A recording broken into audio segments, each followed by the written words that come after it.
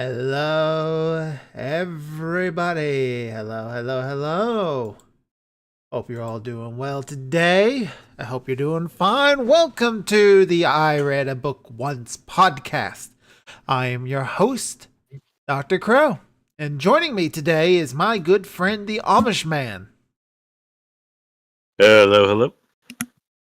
We're looking real forward today because this has been one that we've been planning for like a couple of years now. Something we had been saying we've been wanting to do for a little bit. And that is to tear apart what we consider to be the worst adventure for Dungeons and Dragons 5th edition. And oh boy, is it bad. But before we get into that, I want to make a couple announcements. First things first, head on over to the Twitter and follow. I am uploading a new webcomic onto that, Sally Starcross. We're only three little things in, and that'll be updated every Tuesday at 8 a.m. Written by yours truly and with arts by the lovely Miss Zofrats. Smoke and Mirrors number 2. The art stage is completely finished. Kind of. Just waiting on some last minute edits. And then we just got to finish up the lettering, and that will start to be released out on the Tapas and on pretty much everywhere I go. One other announcements. If you were here for the podcast, not last week, but the week before that, because issues arose, I was promoting a Fund My Comic for print your comic on newsprint. And I am happy to announce that Peter Samedi has reached his $15,000 goal. Which is very exciting for me because once it's finished, All American Red Squirrel will be printed through this printer. So I am excited for that. That's great to hear. He still has 13 days left to go on the Fund My Comic. So if you're interested in helping continue the support, if you have your own little comics that you want to release, that is up there for you to go. I'll drop that link here into the chats. But congratulations to you, Peter Samedi. I'm looking very forward to using your printing services. But without much further ado, Amish. Yes. We have something we gotta do, don't we? Oh, we've been teasing this for a long time. A very long time. So, Amish, do you want to introduce the adventure that we're going to be tearing apart? We are going to be tearing apart a well-known adventure module, originally one of the ones that was brought back for 5th edition, called Princess of the Apocalypse. Yeah. So, Princess of the Apocalypse is essentially it is a 5th edition reimagining of the Temple of Elemental Evil, originally for 2nd edition. This adventure was released for D&D 5th edition back in 2015. Right at the beginning of 5th edition. This is its second. Yep. One of the first few that come out, one of the first few that was made for 5th edition. It's the third adventure, second storyline. That's how early into the run this is, and oh boy, does it read like it. Oh yes.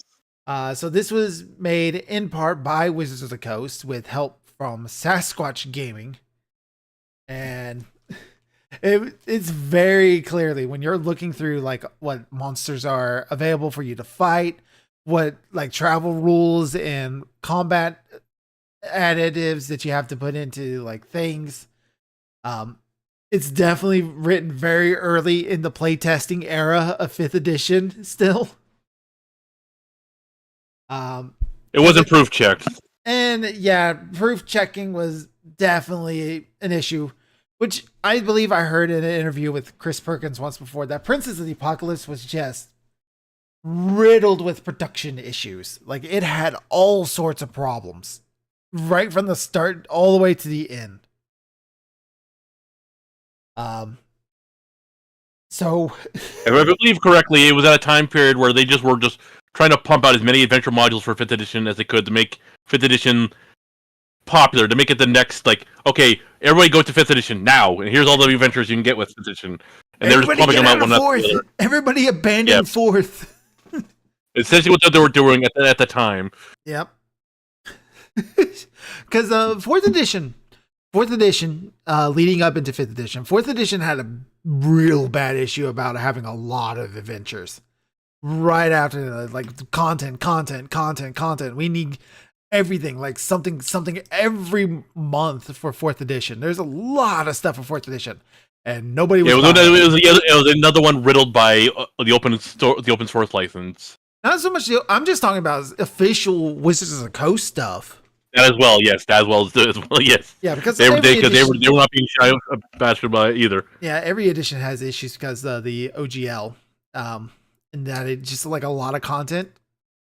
But just for the sake of this one, just for Wizards of the Coast official things, in 5th edition, that was one of the things they were going to have a heavy focus on. Like, we were only going to get like 1 or 2 adventures a year for 5th edition right at the start. That's what they said. Yes, yeah, that's how they started. I think they got like one almost every other month in the initial year of its release. Well, we got Hoard of the Dragon Queen, we got Rise of Tiamat, and then we got Princess of the Apocalypse, which was the start of the 2015 year.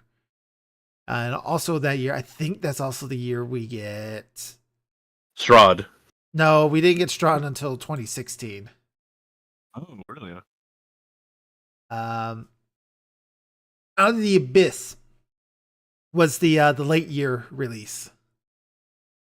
Coming soon to a channel near you. Coming soon to a channel near you. Which, Out of the Abyss was the first adventure written after finalization of the rules. And oh boy, does it read like it too. Yeah.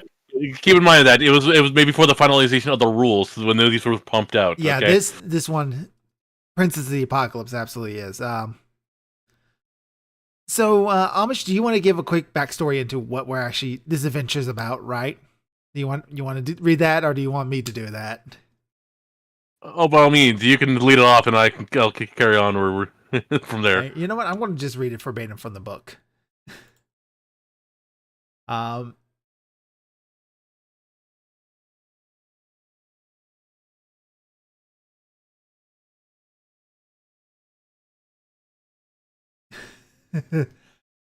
terrible threat gathers in the north. Throughout this region of the Forgotten Realms, savage marauders bring destruction. Monsters are on the prowl, preying on flocks, rampaging through cropland, and attacking homestead and travelers. In settlements, discord and suspicions grow. Sinister strangers lurk in the shadows, whispering about how everything is soon to change. This year brought an unseasonably warm and stormy spring. Tales spring of flood, windstorms, wildfires, and tremors. These troubles have source known to few in the north, elemental evil. Servants of the malevolence gather in the somber hills and spy on the Deathwind Valley, drawn by forces they can't explain. Dabbling in dangerous lore, these fanatics seek to master elemental magic and unleash its destructive power everywhere. And they are further along in their plans than most people in the north realize. 4 elemental cults grow in power in the Somber Hills, claiming abandoned keeps and connect with underground fortresses, once part of an ancient dwarven kingdom. Within those chambers, the remnants of temple built by the drow worshippers of elemental evil. Each of the 4 cultists venerate a powerful entity of air, earth, fire, of water. A prince of elemental evil. Like their princes, the 4 cults are rivals. Yet they serve as master's force, the mysterious force they call the Elder Elemental Eye. A prophet gifted with powerful elemental weapon leads each cult. These weapons, Wind Vein, Iron Fang, Tender Strike, and Drown, were the catalyst for creation of 4 elemental nodes, places where the elemental planes connect to the material plane. The cultists draw elemental creatures through these nodes and use elemental magic to create devastation orbs, capable of ravaging the countryside. They've been testing these wet magic weapons, bolstering cult ranks, and infiltrating various communities, all directed by vision and profits received from the elemental eye. In time, each prophet hopes to entice his or her elemental prince to pass through the node and wreak devastation on the Destron Valley and beyond. That's our setup, and it is awesome.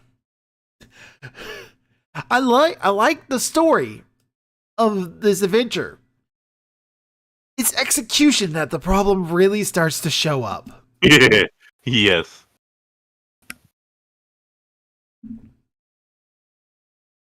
So, why the Destron Valley is the first question. Why is this all set up in the Destron Valley? Do you know why, Amish? That's a good question. Why? No one knows. There's no real particular reason why these people want to take over the Destron Valley, why they want to other than the fact that the temple is here. Our main city is Red Larch, and that's where we start off. That's where we start off our adventure. This is something I have a very big gripe for, is the layout of the chapters. So, Princes of the Apocalypse, its chapter 1 is just all background lore, which I think is great that it's all background lore right at the start, because a lot of the other books for 5th edition don't do that. Out of the Abyss is a notable experience for me because I'm prepping to run that adventure. The first chapter legitimately just starts with the first adventure of what you guys start off with, and it doesn't give me any sort of build up or idea what is going on. At least with Princes of the Apocalypse, the whole entire first chapter is centered around what are the cultists up to, why are they doing what they're doing, who's in charge, what's at their beck and call, who are their lieutenants, where are they, and how long have they been at this. I couldn't tell you a single part of what any of this is because this book reads like a dry textbook. This is the driest adventure I have ever seen. Oh my god. Here, let's read a part of this. So using the source is just a quick adventuring background. Let's see here. So let me just read this part about the elemental cults. All right. And how long have we been DMing to judge how bad this is? I have been dungeon mastering for about, I guess I've been playing Dungeons & Dragons for the entirety of 5th edition. And a little bit before that, I'd probably say about 12, 13 years I've been playing Dungeons & Dragons. Amish, how long have you been playing? Since 2013. Yeah, so like 12, 13 years. We're not exactly green at this. And this is easily the worst one for 5th edition that I've ever read. I started around the tail end of 4th edition when 5th edition was but a whisper. And so pretty much my full duration was through 5th edition. Pretty playing just about all the compendiums there are. There are a couple we've missed, of course, but yeah. Yeah, a lot of the later game ones, but even then. Yeah, a lot of later game ones, but we pretty much hit all like the fan favorites. Yeah. Throughout.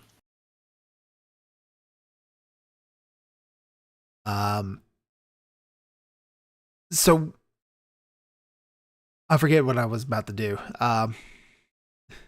That was the adventure background, I believe. All right, so it starts off with the adventure synopsis, which is fine.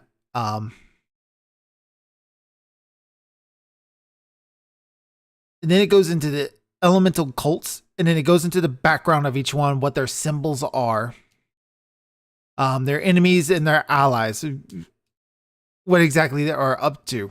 And almost absolutely none of this matters. I have maps ready to show what's up. Let's see here. So this is where we're adventuring. This entire Deserin Valley.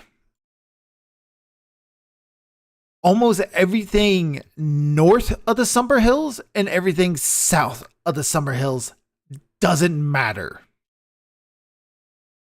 Because our entire adventure can be summed up right in this area I'm showing on screen right now. This is it. This is where everything important happens. This is where everything important happens. We got our little city of Red Larch, which is where the adventure starts. And then we have the Somber Hills, which is where all the bad guys are. And they're not even like that far north into it. It's all right in this area here, where these 4 X's are right here.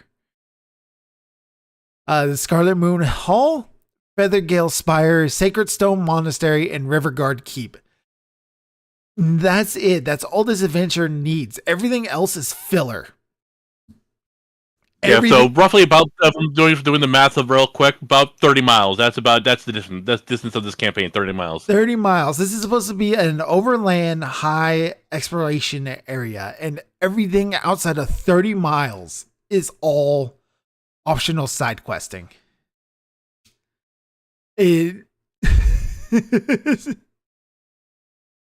Like, there's almost nothing that you need to do in any of these places. So we got up here towards the north, we got Waven Tor and Cornberry, which feature nothing in this adventure. They have absolutely nothing to do with this adventure. They feature in Lost Mines of Phandelver. And that's just to give you an idea where this adventure is. This is right next door to Phandelver. Like, Phandelver is just right over here to the west, right off the map. Yeah, which makes sense if you were to do the Lost Mines of Phandelver campaign, which suggests you can do as an intro to this campaign. Yeah. And if you don't want to do that, there's so chapter 1 is the basically background setup. Chapter 2 is all Red Larch. Chapter 3 is the Somber Hills. Chapter 4 is each of the elemental temples. Chapter 5 is the final dungeon. Chapter 6 is the level 1 through 3 adventure. And yes. Optional. Yes. Yeah, so really it's 3 chapters. 2, 3, the 2, 3, 4, and 5. No, the 4 chapters, excuse me. Yeah. That are the actual campaign. One's a bonus, and one's just the introduction. I think this is supposed to take us all the way up to level 17. That is... I just looked that up a moment ago. Shoot, I can tell you. I don't have my physical copy. I think I left it in the car. Nah, it's fine, sweetheart. So I had it just right here too. So oh, that's not the one with the Prince of the Apocalypse. Princes of the Apocalypse is 1 through 15. Yeah, so you're right, 1 through 15. So 5 chapters to get you up from technically level 3 to level 15. Yeah, it does allow from 1 to 15, or you can just skip the 3. It does gives that little side thing you can do. 4 chapters, 12 levels. That is, it expects you to get 12 levels, mostly through side questing. And realistically, you're taking on 4, 8, 12 dungeons. Yeah. So 4. But you take all 3. You take all 4 of the cultists 3 times, essentially. Yeah. Because you got the 4 outposts that they're hiding in, which the outposts lead into their temple. So that's 8 right there. Then they're inner sanctums. Yeah, and then And then there's the actual. Actually, no, it's just 9, wouldn't it be? Because the Feint is the final dungeon, and that's it. Oh yes, you're because you got the outer ones, which is 4. Then you've got like the temples, which is 4. Or that's 8, And then you get that's 9. You're right, 9. That's 9. So 9 it's dungeons. just 9 dungeons to get up 12 levels. Yeah, it's spread across 12 levels. And it is so easy to get into fights that you are not ready for. And it has happened when I ran this for Crow and friends. This happened because the idea. Excuse me. The campaign says take them on in any order, and they decided to take them on in any order, but by going to the fire guys first. They should not have done that. Now, and you would think because the fire guys, they are in the Scarlet Moon Hall, aren't they? If I'm remembering this right. Yeah, so they're the second closest faction to us, which would be Feather Gale Spire, which is the closest. So how it works and how it's kind of laid out is that it expects you to go to each. So your main adventure hook for this dungeon is that you're supposed to be looking for a missing dwarven emissary. Yeah, conclave. Yeah. Delegation, that's the word. They are everywhere. The members of these guys are everywhere. Where? I don't know. You have to read the whole book to find out where each individual member is. And there's like when 12 the adventure of says them. they're everywhere, they're not kidding. They are literally everywhere. This diplomatic must have been freaking huge because they're literally a dwarf in every single place you can go to. Yeah. So there's like supposed to be 12 of them. And it would make sense if they were in the outpost and temples, but no, they're not. So there's some of them in the shallow grave because they're the ones who died. But then they're all the way up in like Haon's camp up here. They're in Nettleby Ranch. They're all the way up to Yartar, if I'm correct. And they're all the way as far south as Wormford. They got scattered all over the place, and you're supposed to go and find them. It doesn't make sense for them to be as scattered as they are because they're only attacked by one of the cults. Yeah, they're only attacked by one, but it makes it seem like they're all 4 of them are ganged up and attacked them and basically spread them out in 4 different quadrants. Yeah. So yeah, they're attacked by the Howling Hatred, which is the elemental air cult. Yes. It would make more sense that they were attacked by a combined effort of all 4, but they're supposed to. The elemental cults don't trust each other, and that's supposed to be something your players are supposed to hammer in on.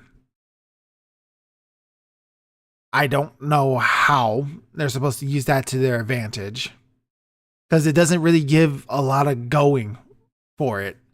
It doesn't give you and at no point in this campaign does it suggest you can get these guys on your side because they're all evil. Yeah, you're supposed to be stopping them. Yeah, so trying to work with one to stop another one, that's not going to work for 99% of players because, they're evil, they have to die. Yeah, and then there's no... Unless your players take the initiative, which most of the players do, and I'm blessed to have those types of players who easily go, all right, we killed the group of cultists, let's take their uniforms, dress up as them, and then like raid other cultists to kind of like stoke that distrust and maybe get them fighting each other, and that should make things easier on us.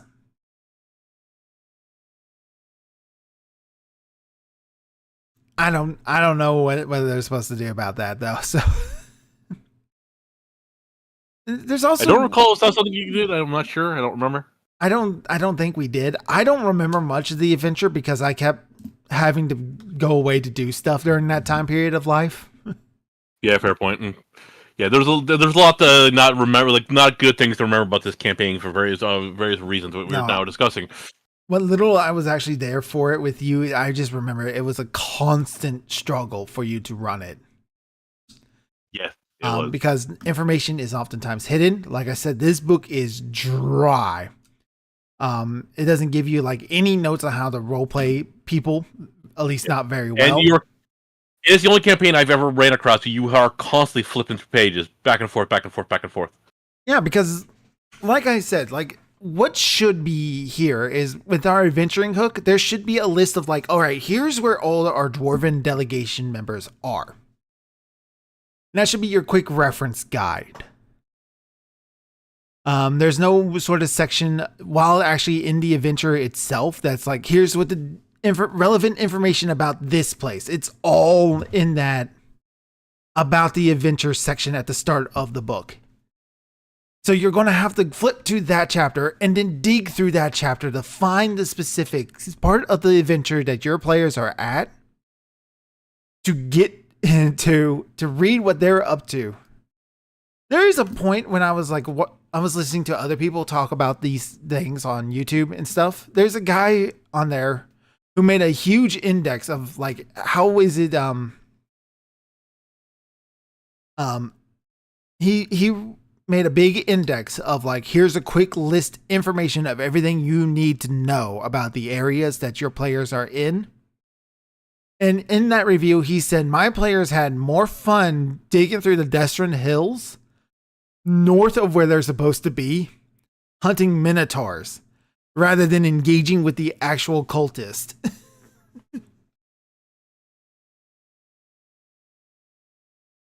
Yeah, that sounds about right. Yeah. He apparently gave up running it and another player took it over. I mean, that sounds familiar. Yeah. I mean, we'll get to that part. We'll get to that part eventually. What I did. Yeah. So this is written by someone that has contempt for players. I wouldn't say they have contempt for players. I don't know if this is how Sasquatch Gaming writes their books, because that's that was the people in charge of the actual writing of the book. But my God, is it bad? This is not a good layout for or useful in any regard. And this is my major problem with the book, is that this map is twice the size that it needs to be. Actually, it's like only a third of it you really only need. You only need Red Larch and the Somber Hills, and everything else can be condensed into this area.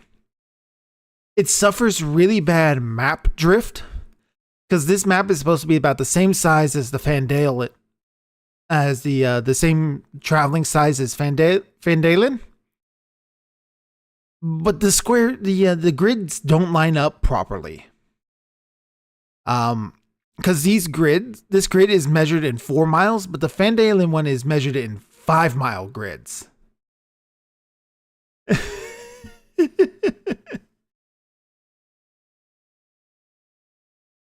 And like I said, this is it. This is all that's needed, is right in this area. If it was just the Somber Hills, and we were exploring this whole big hilly area here, this adventure would solve a lot of the problems. That solves so many of the problems right here. And then moving each of these outposts to a different area of the hills.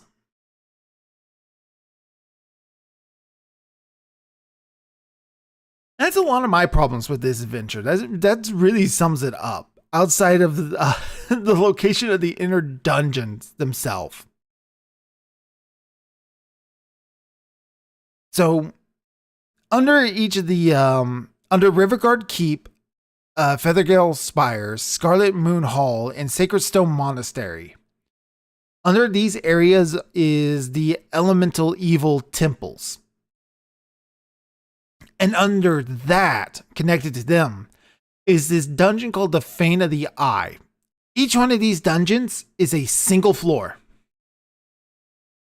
I think you said there's about 30 miles between each of these dungeons, or something like that. Well, that does look like, if I did that my math correctly, that's what, because each hex is 2 miles. It's 4. Oh, then you're looking at a different map in the compendium. And that's another thing too. Like they can contradict themselves within their own campaign and their own book about what the hexes are, about how big the hexes are. In your case, so yeah, but still, like that's not a long distance. All right, so there's about 4 miles between Scarlet Moon Hall and Sacred Stone Monastery. There's about another 4 miles between Sacred Stone Monastery and Riverguard Keep. And there's roughly about 16 miles between Riverguard Keep and Feathergale Spile, and about 8 miles between Feathergale and Scarlet Moon Hall.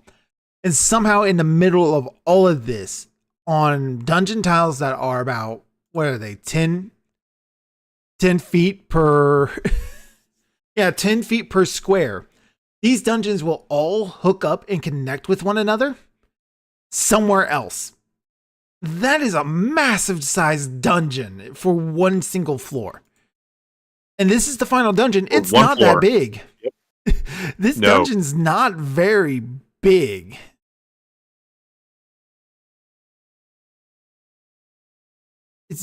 But it's crazy, just like how far the distance between these dungeons that are supposed to connect to one another is, and how far you actually have to go to get to them.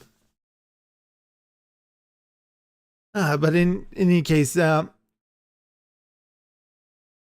this is competing against the fake heist one in Waterdeep Dragon Heist. Here's the thing about Waterdeep Dragon Heist. It may not be a heist game like it claims it is, but at least it's fun. Yeah, it's not a heist, but it had so much fun playing that campaign. At least it has bright characters with lots of personality, the NPCs that are interesting to interact with. This doesn't have that. Yeah, the bad guys are all unique in their own style, which is a nice touch. Yeah, but the problem with these cults that are supposed to be really secretive, you don't meet these bad guys or have any sort of interaction with them up until you go up and fight them. Yeah, until the final battles. You don't run into them at all.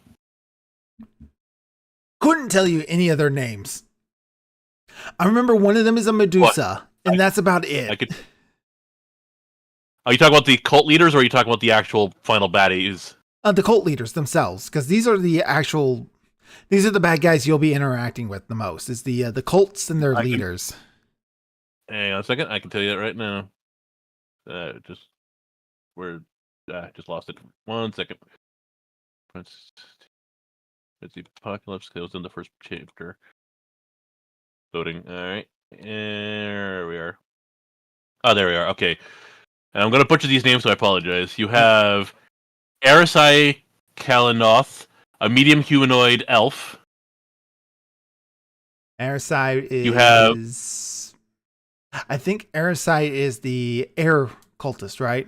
She's the air one. She's the one who's featured on the cover of the book. Yes, she's the cover star. Venifer, a medium humanoid tiefling. She's the fire one, obviously. Yep. You have Gar Shattelkeel, a medium humanoid human, neutral evil. He's the earth guy. Alright. And then you have Marlos Unrahil, Prince of the Apocalypse, medium monstrosity, and who that's the Medusa you were thinking of. And that's the fire one? No, the Venifer is the fire one. Gar is, I think I screwed up. Gar is the water one, and Marlos is the earth one. Because his name is Gar, like the fish. Yeah, looking at his image, he's literally got barnacles on his head. Yeah. And Marlos is, like you said, is the Medusa character. Yeah, and that's the only interesting character out of all that, is because they happen to be a Medusa. Yeah, you have an elf, a tiefling, a human, and a Medusa. Yeah. Not much to be said about them either. Like, outside of a quick blurb about what they're like, and they all want the same thing, which is just destruction, which is just a cult that's supposed to bring about the end times. And this also starts. Yeah, they are literally a doomsday cult. They're a doomsday cult, and they're trying to bring about their doomsday gods, their doomsday elemental evil demigods, as they are being manipulated by the elder elemental evil Eye.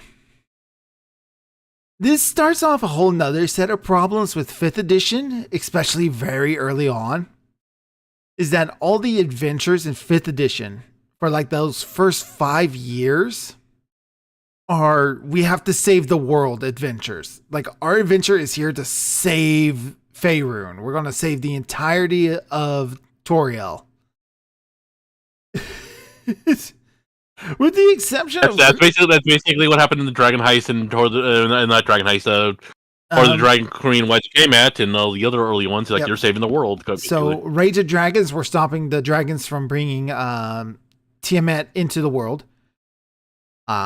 Princes of the Apocalypse, we're stopping them from bringing their elemental evil god, respectively, into the world. Next one is Out of the Abyss. We're stopping the demons from getting out of the abyss. Curse of Strahd breaks the mold by just being centered in Barovia, and it's a very personal fight with a vampire. Then we go right back to saving the world by stopping the giants from destroying the world, and Storm King's Thunder. And then we have to stop the Soulmonger from eating everybody's soul in Tomb of Annihilation. What is it that was after Tomb of Annihilation? There was I don't know. Well, like, I know, like the Dungeon of the Mad Mage, that breaks that trend, because he doesn't want to destroy the world. They're just trying to, like, stop evil from just destroying the one town. Not even that. It's just you more going in there. So after Tomb of Annihilation, that's when we get Dragon Heist and Dungeon of the Mad Mage, which are, it finally takes a step back from the world destroying cults, and then we're just trying to find a secret cache of money, and we're just exploring a giant dungeon because Halaster's up to nothing. He's not up to anything. If anything, you're invading his home. He's just crazy. He's just crazy. Exactly. He's minding his own business. Yeah, the real enemies are the Dragon Heist people, and that's about it. Yeah. And even then, they are just like trying to get a hold of a massive amount of gold. They're not trying to get a doomsday weapon or bring a god onto the planet. Just gold. Yep. A whole buttload of gold, and they all want it for their own nefarious means. As far as I know, Descent into Avernus doesn't have a massive in-the-world plot. It's just you end up in Avernus and you got to get out. Icewind Dale is it's basically trying to undo what's been done. Yep. Icewind Dale is pretty much just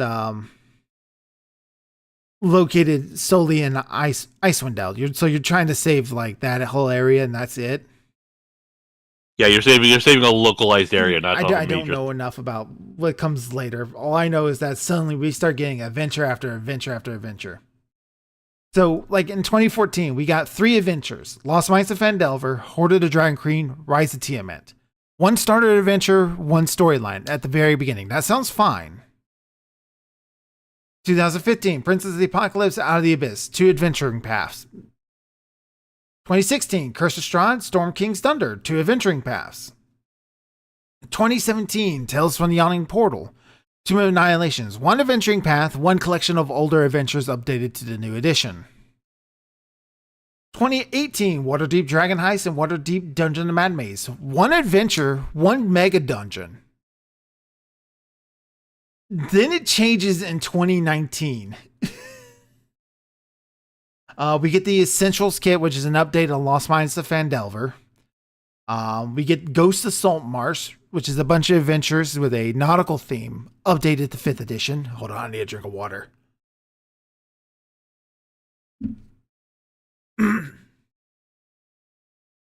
We get Ori the Wanderer, which I don't know what that is. Baldur's Gate Descent into Avernus.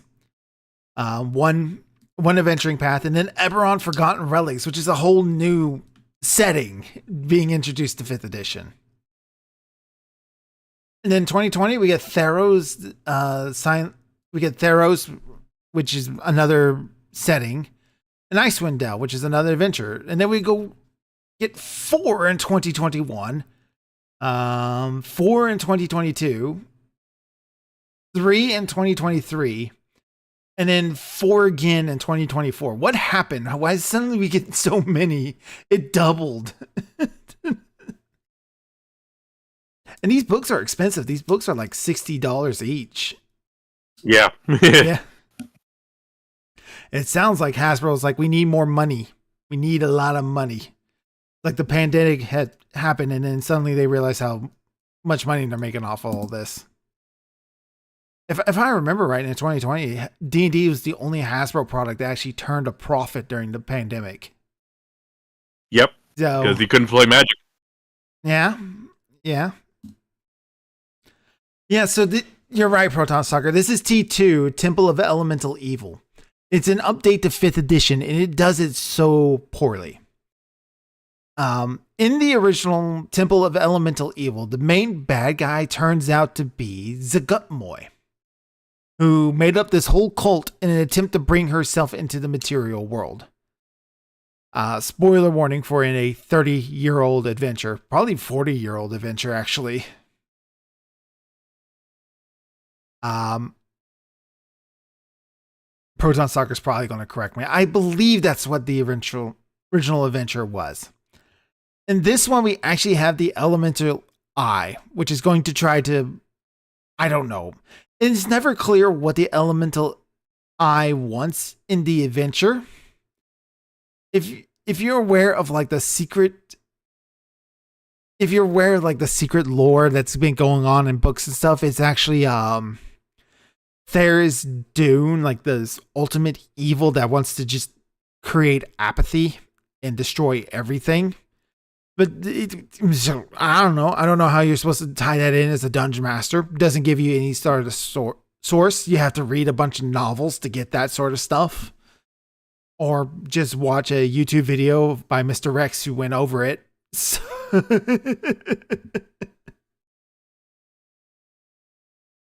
Let's actually talk about our big monsters. Let's talk about the elemental 85. princes.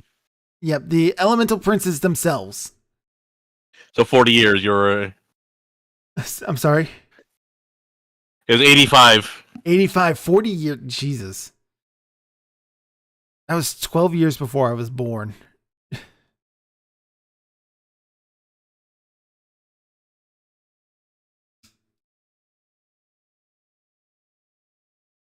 I think I might have done math wrong there. Anyway, let's talk about the big bad guys themselves. Because they are, so we got this big build up to the big fights, right? What's our build up to the fight, Amish? Because I know you love this part. Oh, the climatic fight with the 4 guys? Yeah, the climatic fight against the 4 elemental evils themselves. What's our whole deal? Well, the whole deal is basically getting up to them as fast as you possible, taking their weapon and throwing it into the portal and sending the big baddie to their death. Yeah. And that's the exact same for all 4 of them. Literally copy paste. Yeah. So with the adventure, the idea is that you're supposed to take them on one at a time. Depending on which temple you infiltrate, or in the order you do, determines who you're going to fight at the end. So say you take on the fire one first, you would then choose your next one to go, and every time you go to fight one of the leaders, they get deeper and deeper into their dungeon or temple, up until whoever is last actually has summoned their god, and you're supposed to fight the god with the lead cultist. However, like Amish just said, if you just disarm them of their main weapon and throw it into the portal, it sucks their god back out and leaves the cultist without their main weapon. The thing that makes them real threatening. And these lead cultists, I think the strongest amongst them is like a CR 6. Let's take a look. Let's see here. You got 7 for that one. One second. Actually, I know I can do it. I can just do it the easier this way. You have the air, which is a 7, fire, which is a 9, water, which is a 9, and the earth, which is an 8. So 9 is the 2 9s. The fire and the water is the 2 hardest. Yeah, and by that point, your characters are expected to be about level 14, level 15. So a CR9 is not much of a fight. Yeah, and they're by themselves with like their god, but again, like the god is like the key point. Is the fight is basically taking the weapon, throwing in the portal, calling it a day. Yep. and that instantly takes out the god. And the gods themselves, they're kind of pushovers. The gods are beefy. But yeah, the gods are beefy, but like the whole object is just avoiding them. Yeah. So these are essentially demigods that are representations of their elements. Onyx is a CR 19. And I think it goes up to CR 21. Yeah. With one of them. Yeah, that's the strongest it gets. Yeah, you get an 18 for the plunging torrents. You've got 18 for the air. You have the Black Geode, which is the Earth Portal, which is a 20. And then finally you got the Weeping Colossus, the Fire Portal,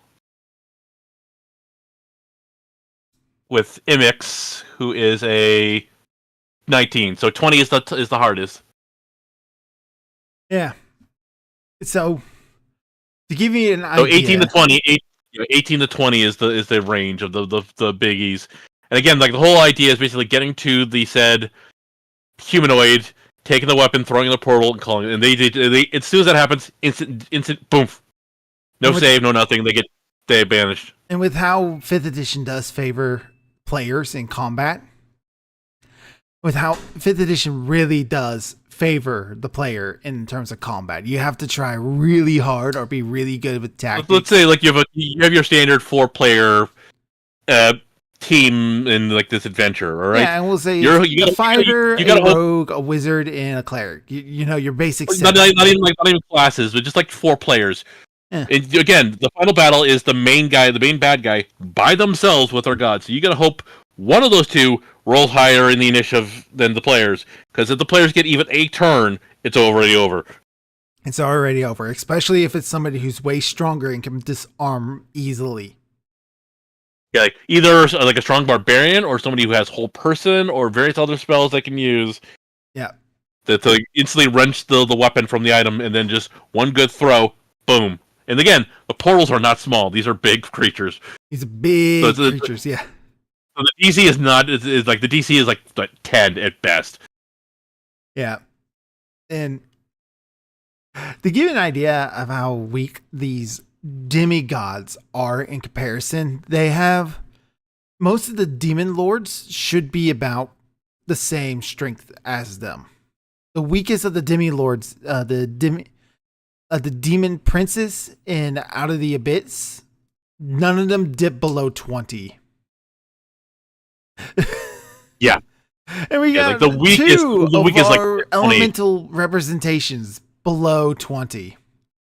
Hollister Blackcloak in Dungeon of the Mad Mage is a CR 23. Liches, just your standard lich. He's a powerful wizard, yes. Yeah. So he should be higher than 20. He should be higher than 20, but these are demigods. Not even demigods. They are actually they are elemental gods. Yeah, they should be. Tiamat, it makes sense for her to be way stronger because she's a dragon goddess, and she's a CR 30. She is tied for the strongest monster in the game. And she's got 5 heads, so yeah, she's gonna be beefy as hell. She's tied for the strongest monster in the game with the Tarrasque at CR 30. Your standard Lich in the 5th edition monster manual is a CR 21.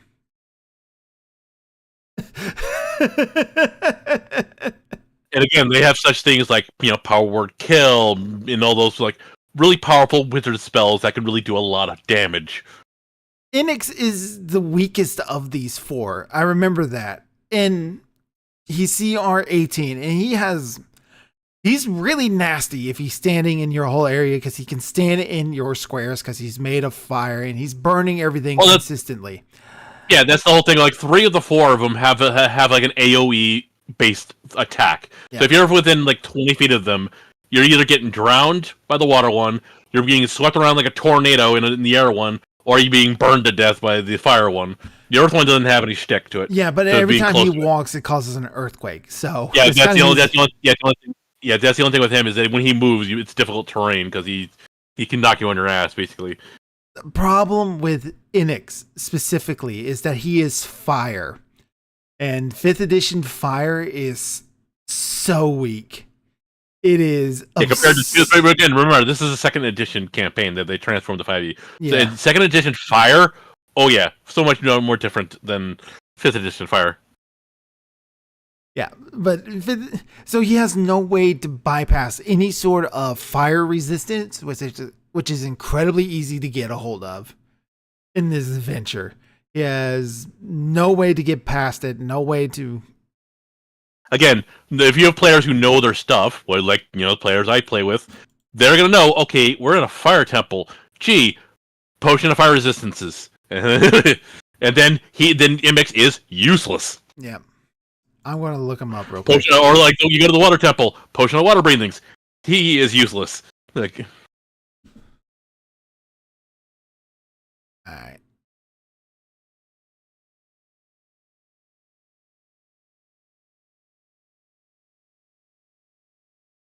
Okay, so I got his stats pulled up here. So Imix, huge elemental neutral evil.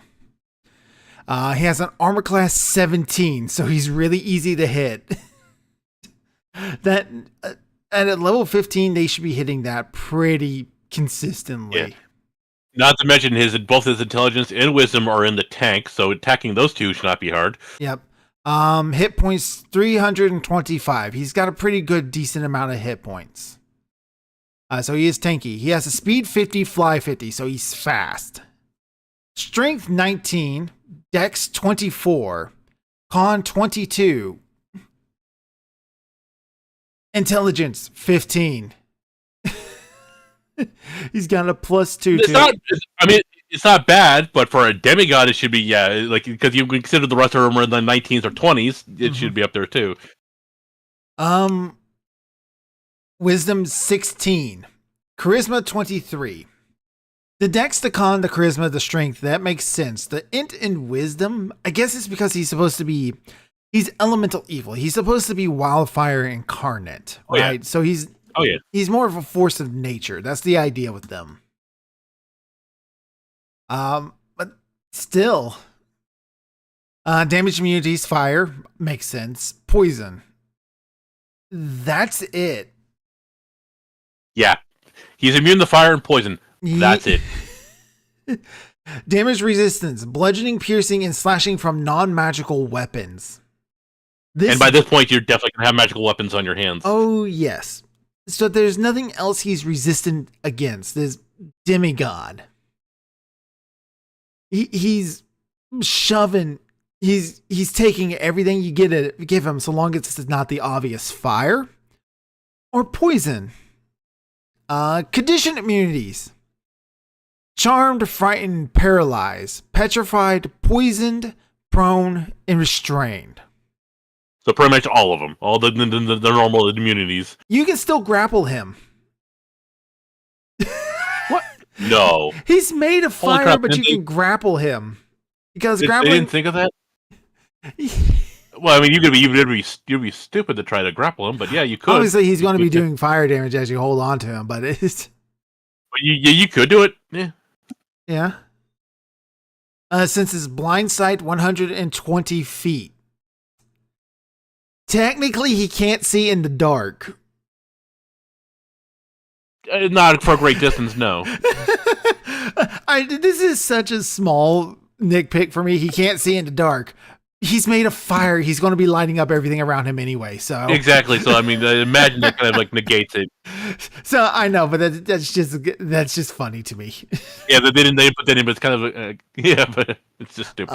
Language common and Ignan makes sense, but he's supposed to be a demigod. He should be speaking way more languages than that. Yeah, like primordial. Yeah, well, at least he's got Ignan, which is primordial, but he should know all of them. Because he probably he should know he should know the basic one, yeah, like the one he should be able to speak like a bunch of different things because he should have followers of a whole bunch of different cultures, right? Challenge rating 19. Empowered attacks. Igmix slam attacks are treated as magical for the purpose of bypassing resistance to immunity to non-magical weapons. Makes sense. Fire Aura. At the start of each of Imik's turn, each creature within 10 feet of him takes 5d6 fire damage. Inflammable objects in the aura that aren't being worn or carry ignite. The creature also takes 5d6 fire damage if it touches Imix or hits him with a melee attack while within 10 feet of him. And a creature takes that damage the first time on a turn that Imix moves into its space. Non-magical weapons that hit Imix are destroyed by fire immediately after dealing damage to him.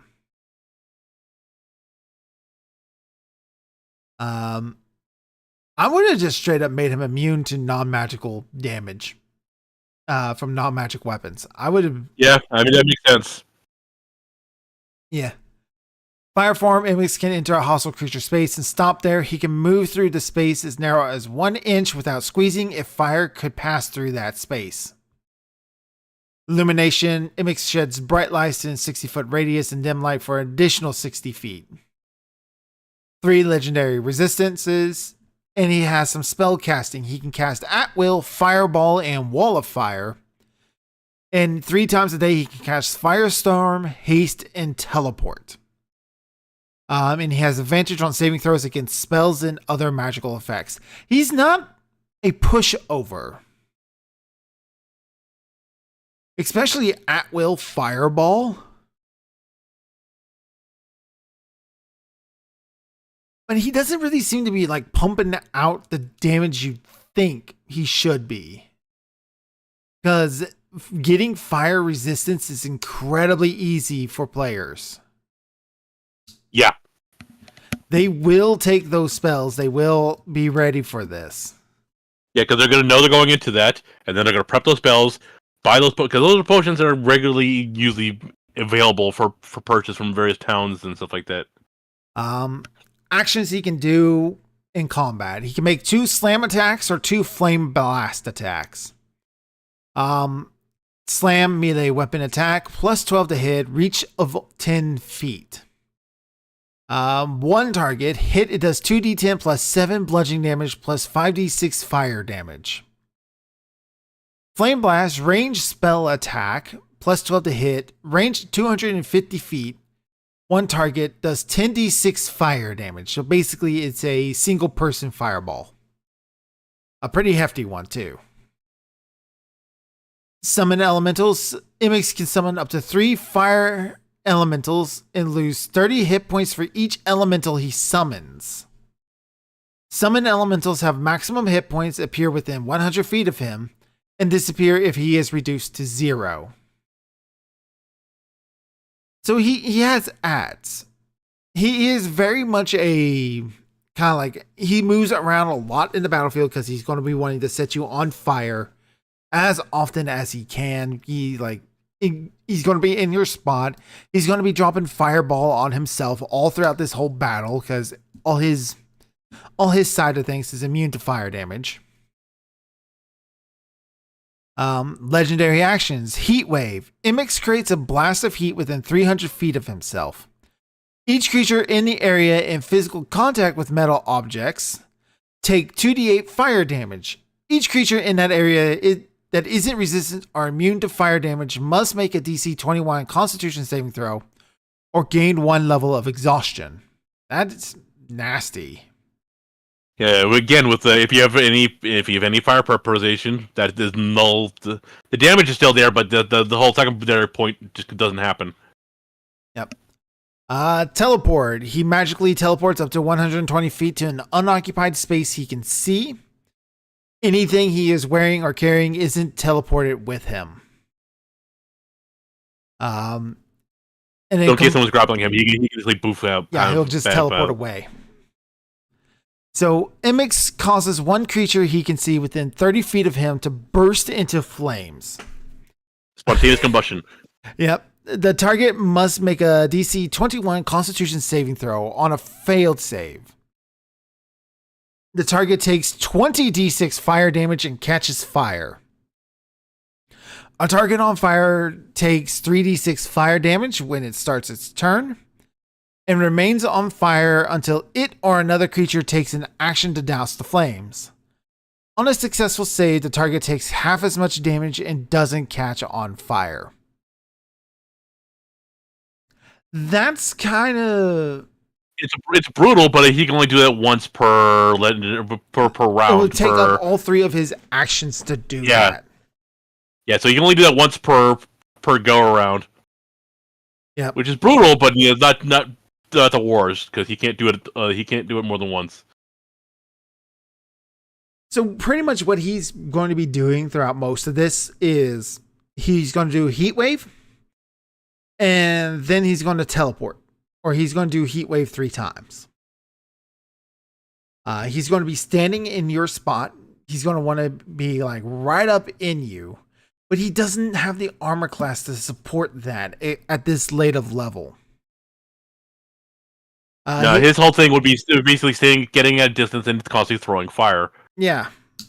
And then having his fire elementals be the ones that kind of like are engaging in melee along with the cultist. Yeah, and saving combustion for those who get in melee with him, like the barbarian or something like that, because that's a prime barbarian spell of combustion. Yep. His opening gambit is going to be to summon the elementals. Yeah, to get those right out of the bat. He's going to summon all 3 of them, so he's going to lose 90 hit points just from that alone. Yeah, so right off the gate, he's losing 90 hit points. Yeah, so his first big move makes him lose 90 hit points, which is almost a third of his hit points. Yeah. That's pretty hefty. Now, granted, for 3 CR5s, but still, that's a pretty good trade-off. How strong is a fire elemental? See, CR5, 102 hit points. Our 13 armor class. Yep, so they would have max hit points too. So that's 302 hit point sponges, basically. 120 plus 36 is 156 sponges. That's actually pretty worth it. Yeah, especially if they can pretty much play you a barrier around him and constantly keep people away from him getting in melee with him. So they would definitely be working that. And then have his second turn. So that's what he would do on his first turn, and then he's going to be hitting you with heat waves that entire time. So you're going to be taking a passive 2d8 fire damage from that. His second turn, he's going to open up with that firestorm. He's going to basically cast all 3 of those as soon as he can, because that's just going to devastate the battlefield. Yep. After that, he's either going to cast haste on himself, wall of fire if he needs more defense, or just start dropping fireballs. If he doesn't... If one of the guys is doing particularly well, still in the green later in the fight, combustion would be a good spell to kind of whittle them down the hit points quickly. Yep. As if they're getting within 30 feet of him. So, yeah, if they're within 30 feet of him and they're still pretty green, the heroes are pretty green, yeah, they say they could use combustion on them. And this is all stuff you have to figure out by reading his stat block, because the book itself gives you no hint or idea how to run the monsters. Because most campaigns, and you'll see this in 5th edition, they'll say how to best use this monster. And they'll give you tips and stuff like that, what you can use, or roleplay ideas on how how they would act. Yeah. And here's the thing: these monsters, they're pretty good. They're weak in comparison to other god monsters. Let's actually look one of them up. Let's look up one of the Out of the Abyss demon lords. Right. Let's do Grizit. I think 5e demon prince Grizz. That I think it's something like that. Grazit. Yep. Let's see here. Stat sheet. Stats.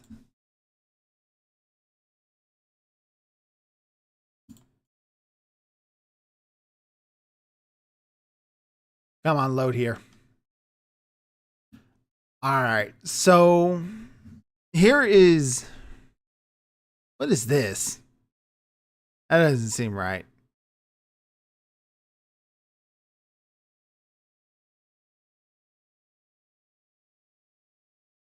All right, Grazit. Here we go. Right here. Large fiend, demon shapeshifter, chaotic evil. He is a CR 24. Already, right off the bat, we're way stronger than any of the elemental gods, and this is just the guy he's not even like the big one himself.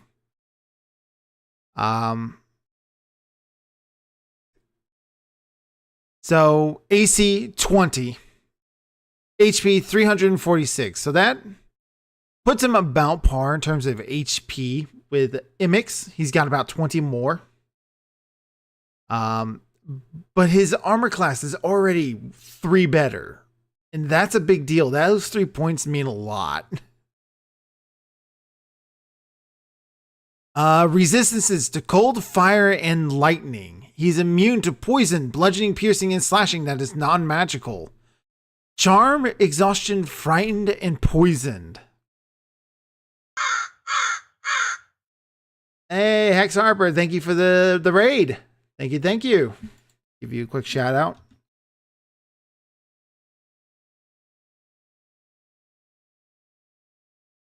Unrecognized command. Okay, hold on. Hey, Ignic. Just in the midst of ripping apart Ahoy, Prince we have Apocalypse. been raided by Hex That's the wrong Harper. one. They have just been playing Lost Judgment here on Twitch. How many gallons of Give tea them do we a have so warm far? welcome to the carnival. All right.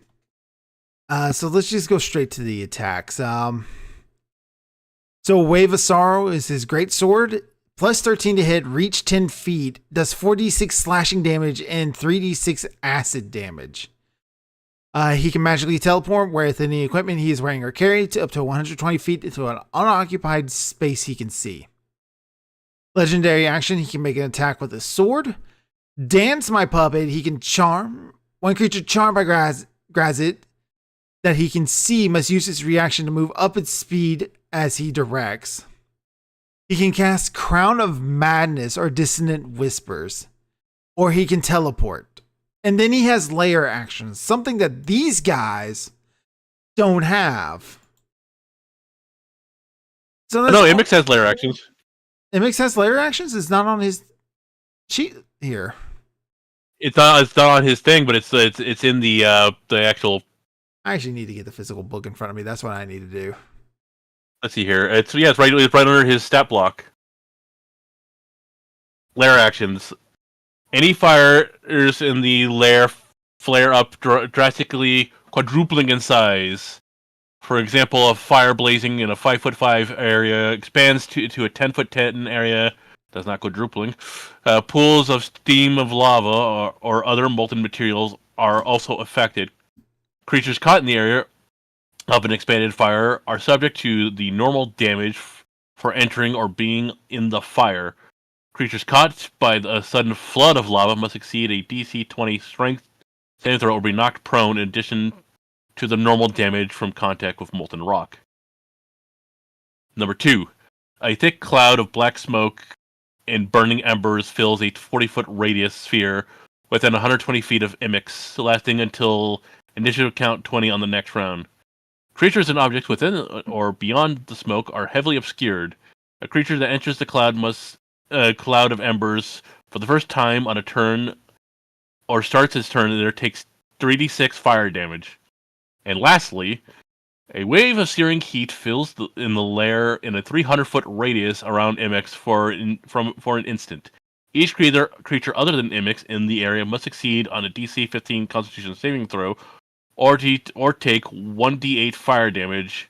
Creatures that take fire damage from this gain 1 level of exhaustion. In addition,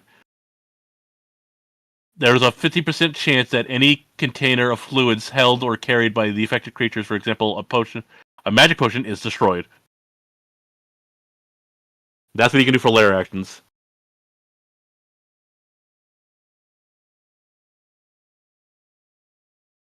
Not a particularly. outside of that, the lava flare, he doesn't Yeah. have a whole lot of like great uses for his layer actions.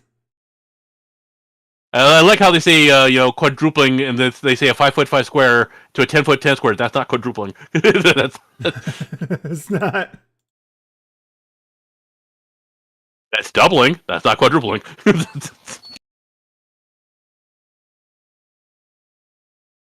We'd be talking about 20 by 20 square if that was the case. But yeah, overall, the only thing that might be possible of useful is kicking off exhaustions. But again, if you have resistance to fire, it's not going to really do much to you. And again, DC 15 strength neutral at that level, you guys are going to be making that no problem. Unless on the rare occasion you get exhaustion, but it's not going to really affect you until like the later levels, the later stages of exhaustion. And again, if you have a cleric with you, one quick at that level, you're going to have access to lesser restoration and stuff like that. Yeah, you're gonna have access to pretty much To getting rid of exhaustion, so you're going to get rid of all his tricks. Yeah, you're gonna get rid of all his tricks, everything he's got for you at the ready. And once again, like we said, none of this actually matters because all it takes is one turn to throw one turn. Yeah. You can throw the weapon into the portal, and he goes away. Yeah, instantaneous, no save. That's all the players need to do. Grab the weapon from the bad guy, throw it to the portal. Bad guy and the demigod goes away. Yeah. Who's our next guy? Let's talk about all Hydra. This is the water one. Huge elemental, not neutral evil. AC armor class 18. Gets a +6 to his initiative. HP 324. Speed 50 foot. Swim 100 feet. Resistances: lightning, bludgeoning, piercing, and slashing from non-magical attacks. He's immune to acid, cold, and poison. I would add fire onto this list because he's supposed to be made out of water. Yeah, that makes sense. Yeah. He's immune to the charmed, frightened, paralyzed, petrified, poisoned, prone, and restrained condition. Once again, So this one can't. So this one cannot be grappled. He cannot be restrained. I think you can. It's not restrained when you're grappled. I don't think. You can apply restraint, but Oh, at least I don't think that's how that works. The conditions are blind, charmed, deafened, exhaustion, frightened, grappled. Yep, because grappled is its own condition. yeah, you're right. You're 100% right. So yeah, grappled. again, another when one you that have can be grappled condition, you experience the following effects: speed is 0. You have disadvantage on attack rolls against any target other than your grappler. The grappler can drag and carry you as when it moves. Every foot of movement costs 1 extra foot unless you are tiny or 2 or more sizes smaller than it. So you can grapple the waves in this one, apparently. Okay. You can grapple water. You can grapple fire. I think Hercules did that. So far, we're off to a strong start. Yeah. He senses blindside 120 feet, passive perception 14. Languages. So this one actually might not be able to see in good distances because this one does not have a fire ability. Languages. Alcuin doesn't even have common. Yeah, he doesn't even have common like the fire one. How are you supposed to talk to your followers exactly? I assume he has to have Aquin. Let me take a look here real quick. Yep, he has Aquin. Okay, Gar I would has assume the Aquin. cultists have Alcuin themselves, but Yeah. if these things are Yeah, he supposed to does. be gods, they should know all languages. That's just a Yeah, basic That thing. should be given. Yeah. Strength 21, Dex 22, Con 24. He's stronger than Imix in all 3 physical stats. Intelligence 17, Wisdom 18, Charisma 23. He's smarter than Imix in all. He's also smarter. Yeah, And he's 2 out of better than Mix in 3. every way. The only thing Imix has in comparison is the charisma, which is all the same. And Imix is supposed to be tougher. I think Imix can probably dish out a little bit more damage, and that's about it. He has empowering attacks, which basically treats his attacks as magical. Innate spell casting. Ohidra's initiate spellcasting ability is Charisma. Spell save DC 20 plus 12 to hit with a spell attack, which is pretty good. She can innately cast the following spells requiring no material components. At will, Wall of Ice. So I mean, not bad spells, but they're not great either. 3 times a day, Ice Storm. And then once a day, Storm of Vengeance. I mean, it's not a bad spell, but you only can use it once. She can only use it once. Only use it once. Legendary 3 legendary resistance, magical resistance, water form. It can enter a hostile creature space and stop there. She can move through the space as narrow as 1 inch without squeezing. Makes sense. So same trick as Imix. Yep. Can make 2 slam attacks or 2 water jet attacks. Plus 11 to hit with the slam. Does 3d10 plus 5 bludgeoning damage, and the target is grappled. Makes sense. You're getting sucked into like the tide. It's kind of You can do up to 4 targets, which is a nice touch. Mm-hmm. And can Dragon 4 targets. When she moves, all creatures she is grappling moves with her. So like that technically wouldn't be a bad idea because it'd basically keep away, could split up the party a little bit. Yep. Water jet. Range 120 feet. Target 1 hit does 66 bludgeoning damage, and the target is knocked prone. If it fails a DC 19 strength saving throw. So that's kind of the idea. So it sounds like with her normal actions, the idea would be that she smacks you with the water jet to knock you prone. Yeah, and then to make the slam easier to grapple. Yeah, moves within 10 feet of you, and then brings you into the grapple where she's drowning you inside her body. Because that's the idea that she's supposed to be doing. Yeah, the 1-2 punch of water jet and slam. And then drowning, which drowning rules in Dungeons and Dragons 5th edition are insane. Yeah, well, they used to be a lot worse than they were. Like now it's it takes a long time for characters to drown in 5e. It takes a very long. I think like a basic character with just a decent con score can hold their breath up for 5 minutes. Yeah, which is insane. It's based on your con, like minutes on your con score, I think, or whatever it is. And it's rounds on your con score, and then you get like another.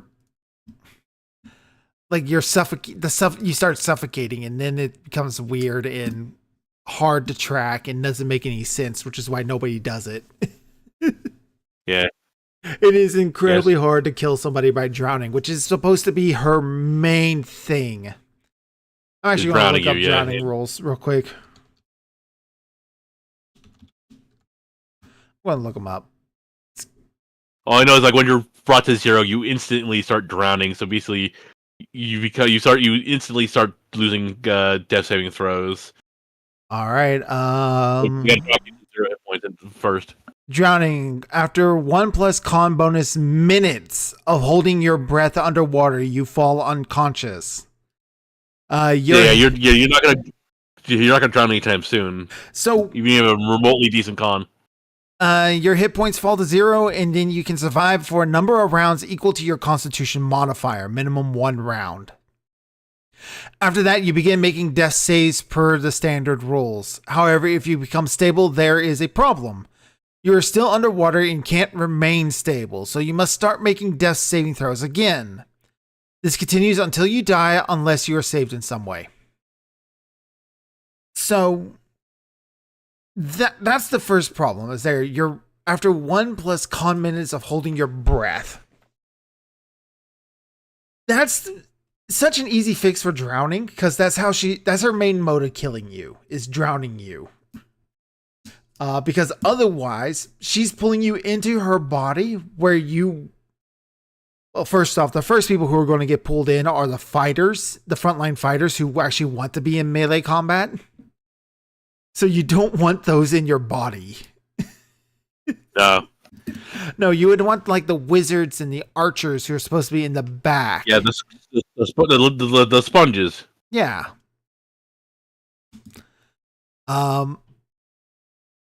Because those are the ones you'll actually be able to do the damage to knock down to 0 to begin drowning them. And even then, it's a number of rounds, minimum 1, up based on their con score. So unless they have a 0 or negative con score, you maybe got like 2 or 3 rounds, and combat only lasts for 3 rounds.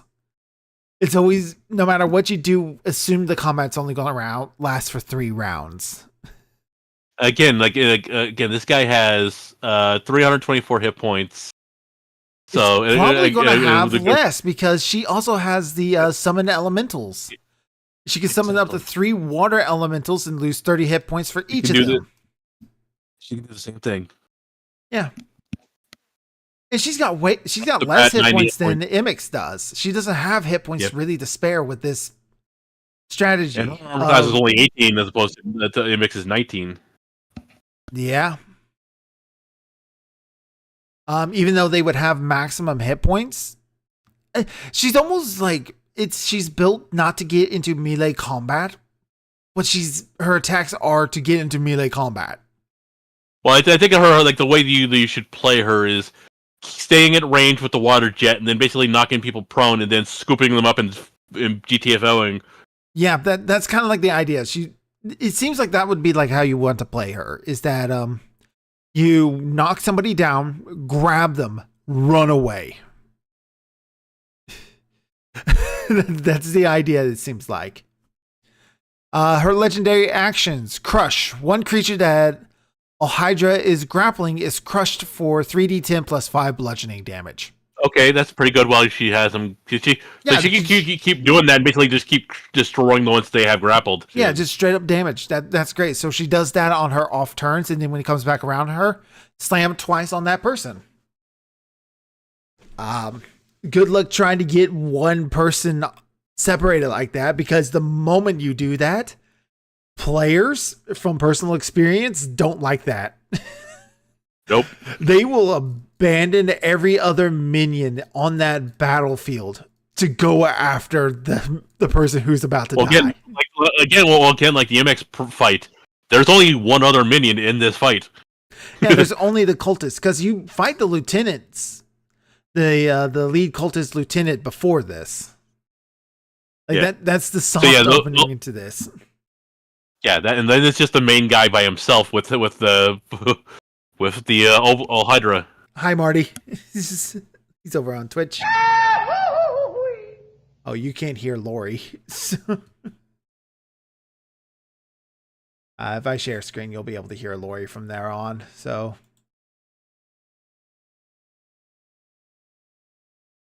and then you got Fling with 2 actions. Ohydra releases one creature she is grappling and flings them up to 60 feet away from her in the direction of her choice.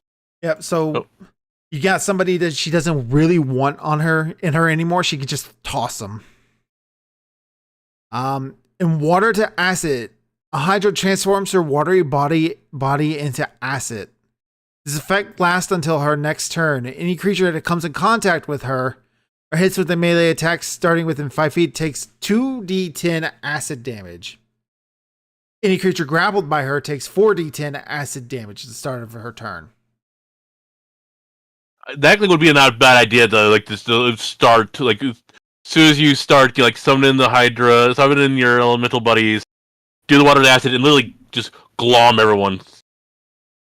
Yeah, because they're all taking that water to acid damage. Yeah, so Imix is kind of like, from what we've been reading there, Imix is more of he's kind of an at range, I'm going to stand close to you and just burn everything while it's around me. While my 3 fire elementals are going to keep me safe and keep you from actually getting into melee combat with me. And then he'll probably focus on ranged attackers. Ohydra. she's very clearly supposed to be a grappler. That's clearly what's happening with this. I'm going to grab you, pull you into my body. I'm going to turn myself into acid, and then I'm just going to keep crushing you. And then crushing you, yeah, or fling you away if you're pissing me off. Yep. So what I think I would actually do is she grabs one person, focus on one person at a time. Grab that person, knock them prone, grab them, pull them in. Next turn, wall of ice. Legendary action right after that. Turn to acid that keeps people off you for a bit or punishes them for attacking you. And then nice, I like that. On your turn, I would just do wall of ice and put yourself in a dome of ice. Because you can make a let's see here. Wall object. I'm trying to see, like, if you. I don't think you can make a dome. Oh, you can form it as a hemisphere, dome, or globe radius up to 10 feet, which she can fit in that without squeezing. So now you're taking cold damage. Now you're taking her crush damage, which she's going to do 3 times. So she's going to do that 3 times on you. So 3d10 plus 5. So anywhere between 3, 6, 9, 14 to 35 damage 3 times right off the bat. Bam, bam, bam. Plus an additional 10d6 cold damage from the wall of ice. Plus whatever else she's going to be doing to you. She just kind of like pounds away at you. That is if you don't lose conscious first and start drowning. Because the moment she's got you drowning, she's going to basically ignore you, let the drowning do its thing, and move on to her next target. Which is going to be whoever's the weakest from fighting her water elementals and cultist. That would be the ideal way of running this. Layer actions. Pools of water in the layer surge as a grasping tide. Any creature within 20 feet of such a pool must make a DC 20 strength saving throw or be pulled up to 20 feet in the water and knocked prone. Water within 120 feet of a hydra becomes murky and opaque until initiative count 20 on the next turn. Creature with dark vision can't see through the water and light can't illuminate it. A freezing fog fills a 40-foot radius sphere within 120 feet of a hydra, lasting until initiative count 20 on the next round. Creatures and objects within or beyond the fog are heavily obscured, and a creature that enters a freezing cloud for the first time on a turn takes 3d6 cold damage. So very much her layer action's got a lot of battlefield control. She is going to be moving you about however she wants you.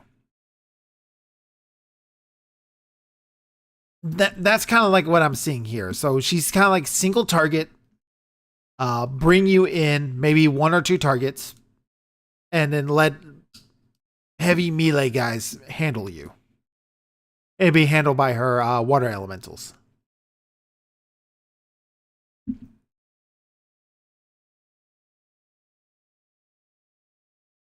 What happens if the character in question has water breathing? Well, they're not going to drown.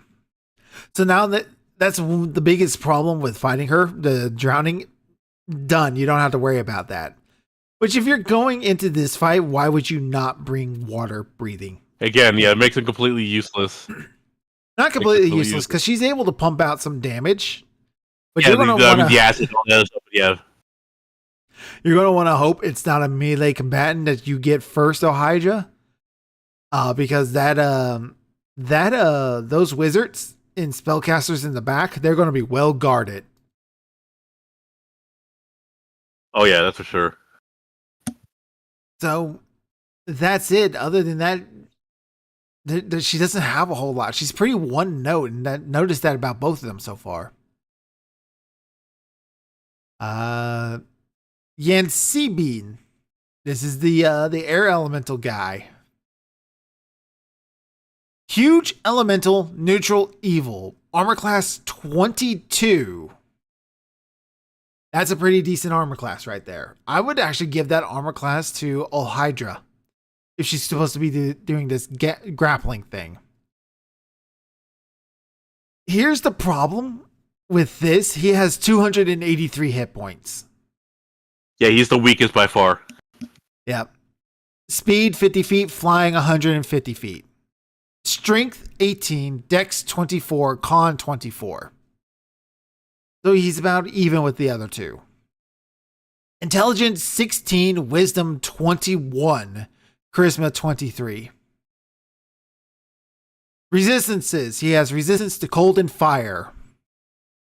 Bludgeoning, piercing, and slashing from non-magical attacks. Immunity to lightning, poison, and thunder. Immunity to lightning and thunder, that makes a lot of sense. He's supposed to be the air guy. I would give him immunity to cold and fire just straight up. Maybe not fire. But he's supposed to be the wind, right? Yeah. Immune to charm, frightening, paralyzed, petrified, poison, prone, restrain. I know we complained a lot about the grappling, but he's not actually made of air. He's actually got like a physical humanoid body, this guy. Yeah, that's true. This guy, it's literally a person, essentially. Yeah, it's a person. He's basically a person. Here, I'll bring him back up on stream. This is what he looks like. That's a dude. He almost looks kind of like a genie of some sort. Yeah, it looks like a djinn, yeah. Yeah. Traits, air form. Can enter a hostile creature space and stop there. Okay, I take that back. Apparently, he is just made of air. So why does he look like a dude? Why he look like a man? Like, what's going on with this guy? Empowering attacks. We've seen that on the other two. Innate spell casting. His spell casting ability is charisma. Same as the other two. He can cast at will, gust of wind, invisibility, lightning bolt. 2 times a day, chain lightning, cloud kill, haste. Legendary resistance, magic resistance. His multi-attack is that he can do 2 slam attacks. Reach 10 feet, 1 target does 3d8 plus 7 force damage, plus 3d6 lightning damage.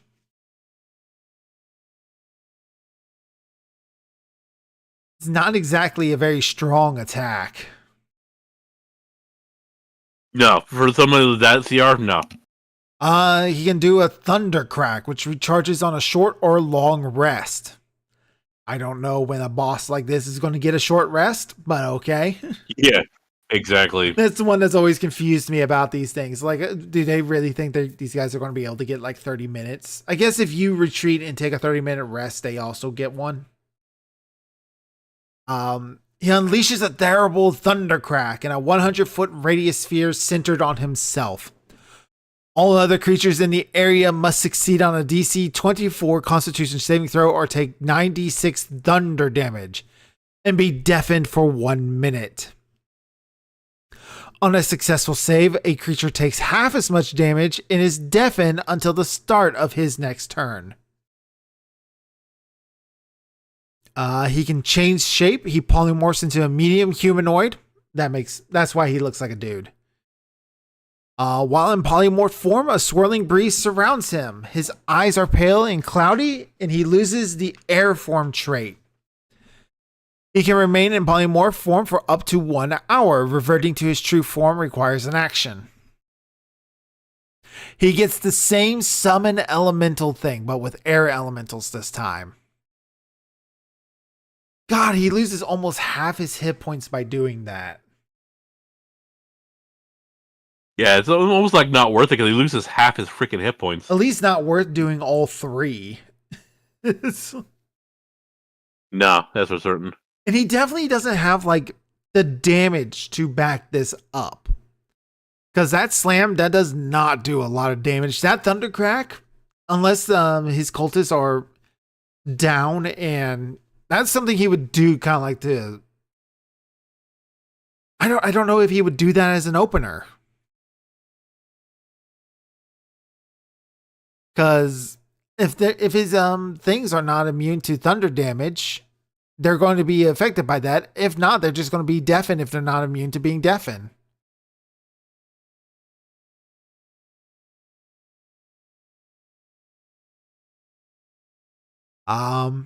Legendary actions. Pearl of Thunder. Yansinbin unleashes a Pearl of Thunder, which can be heard out to a range of 300 feet. Each creature within 30 feet of him takes 1d10 thunder damage. Where is this guy's damage? Like, what is his... I just checked. The humanoid of this one is only resistant to lightning. So yeah, you would be the humanoid would be affected by his own deity's own thing, which makes thematically it makes sense for the evil deity to betray the cultist who summoned him, right? Like that's just evil cult 101, right? Yep, that's true. I guess. Yeah. Yasinbin controls the surrounding air in its extension of itself. Each creature he designates must succeed on a DC 24 Constitution saving throw or be hoisted or flung 3d6 times 10 feet through the air. A creature smashed into a solid object or released in mid-air takes 1d6 bludgeoning damage for every 10 feet moved or fallen. He creates a torrent of debris within 120 feet of himself that lasts until initiative count 20 on the next round. The debris lightly obscures every creature and object in the area for the duration. All creatures in the area must succeed on a 24 wisdom save or be blinded until initiative count 20 of the next round. I guess his thing he would do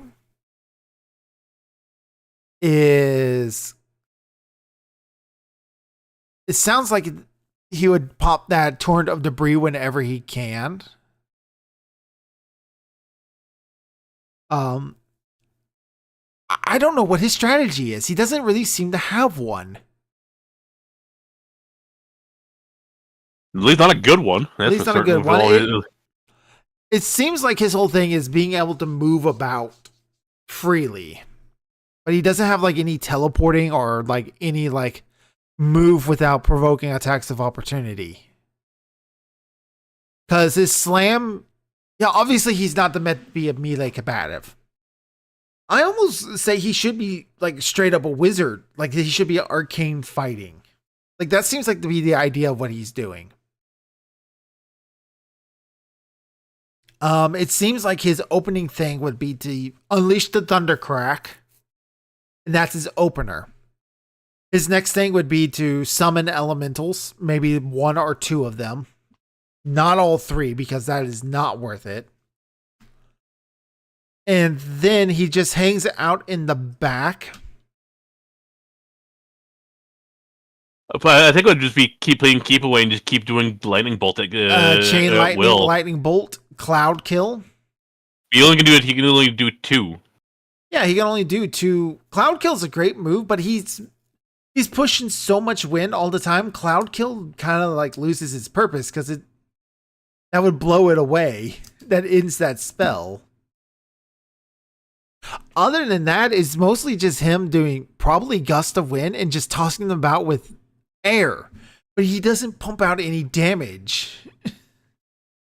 If I was to run this guy, I would cast haste on him. I would just give him haste naturally. And the slams and lightning bolts just to do as much damage as he could as fast as he could. Yeah, it seems like he needs like a little bit more like battlefield control.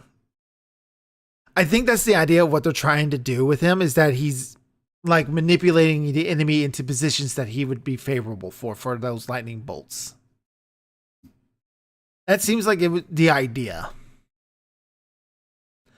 I don't see him being able to pull that off, especially because he's not immune to being grappled. The moment he's grappled, that's it. He's done.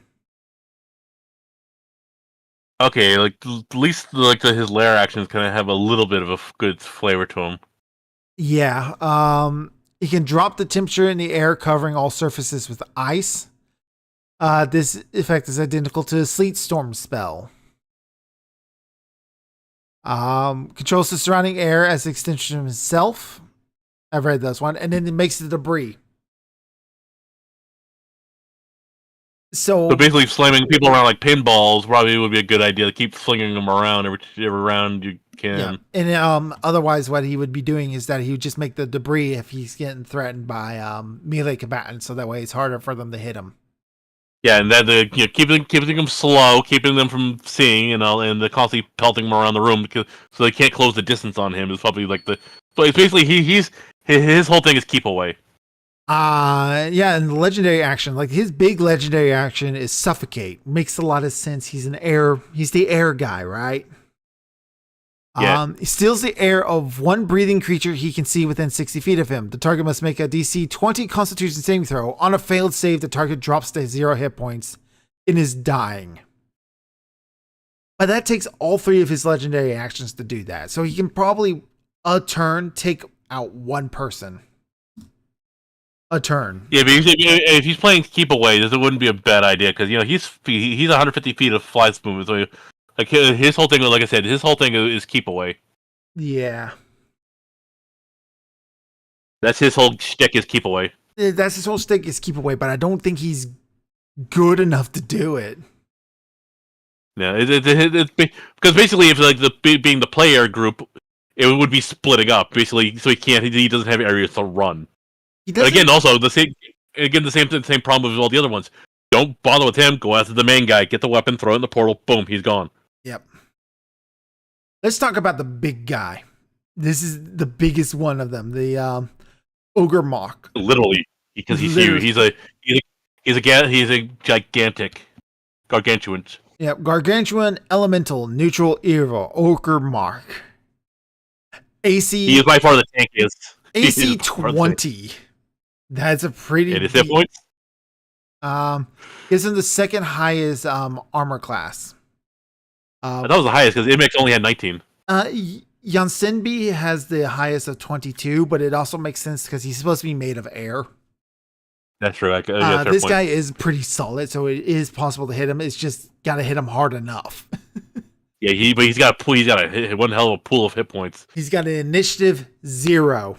Makes a lot of sense. He's a mountain, basically. Yeah, he's slow. HP 526. Yeah, he can soak up a lot of damage. I think that makes him the highest HP baseline monster in the entire game. Yeah, I don't even think two Yasanbis essentially, and he still got more hit points than that. Yep. Speed 50, burrow 50. He's the slowest of the 4, but it also makes a lot of sense. He's a mountain. This guy's a mountain. Strength 26, Dex 11, Con 28. Like I said 3 times now, he's a mountain. Int 11, Wisdom 15, Charisma 22. He's still pretty bright for a sentient rock. For a sentient rock. And he's navigated by Geo, who appears to be a rock. Yeah. Resistance, bludgeoning, piercing, and slashing from non-magical attacks. I would just give him straight up immunity to non-magical attacks, like I would the other four. That makes sense. Immunity, poison. So he's not immune to anything else other than poison. So, and then poison. It makes poison sense for poison, but I would at least give him resistance to, well... I would give him resistance to all the elements. To all the elements, yeah. Maybe not thunder, because you can kind of blow him off with thunder. But like water, fire. And... I think it would be more thematic if each one of them was stronger, could do a damage type that the other ones were either weak to or not resistance to. Yeah, that'd be thematical. Get Pokemon with this thing. He's immune to being charmed, frightened, paralyzed, petrified, poisoned, or prone. It makes sense. You could technically grapple him, although he's gargantuan. Well, he's also made of rock. It makes sense that you're able to grapple him. Yeah, that's true. That makes sense. I think the only way you would be able to do it if you enlarge yourself, because he's gargantuan, so he's too big. I don't think you would get the benefits of grapple, but you're holding on to him. Yeah, like I said, like if you can cast enlarge on yourself, then maybe. But yeah, but medium creature, no, not a chance. Yep. Senses, blindside, 120 feet. Tremor sense, 120 feet. He has a passive perception of 12. I mean, that makes sense when he's underground. Yep. Languages, common and Terran. Once again, why does he not know all languages? Yeah, well, at least, and here's another one. At least speak common. Yeah. Traits, he's got empowered attack. He's got innate spell casting. Same as the other three. At will, he can cast meld into stone, move earth, and wall of stone. Thematically correct spells, I think. Yep, it makes sense for the earth elemental guy. Yep. 3 legendary resistances. He's got magic resistance. He's also a siege monster, which deals double damage to objects and structures with his melee and ranged attacks. I mean, not really going to come into effect in that fight, but it's good, nice to have, I guess. I would give that to everybody else too. The other 3 as well. I mean, that makes sense to have that for demigods to be able to do that because considering what they are. Yeah, he's also big. It makes sense that him attacking like a castle and stuff. I can see it. He makes 2 slam attacks. That's his only multi attack. He's got a reach of 15 feet, so he's got the farthest reach of any of them. It would make sense. On a hit, he does 4d10 plus 8 bludgeoning damage. Now that is a melee attack. Yeah, and he does that twice, so yeah, that's a lot of damage. Yep. Ranged attack. He throws a boulder. This is 500 feet, so he's 500 feet. Good lord. On a hit, it does 7d10 plus 8 bludgeoning damage. And if the target is a creature, they must succeed on a DC 23 strength saving throw or be knocked prone. Damn. Now,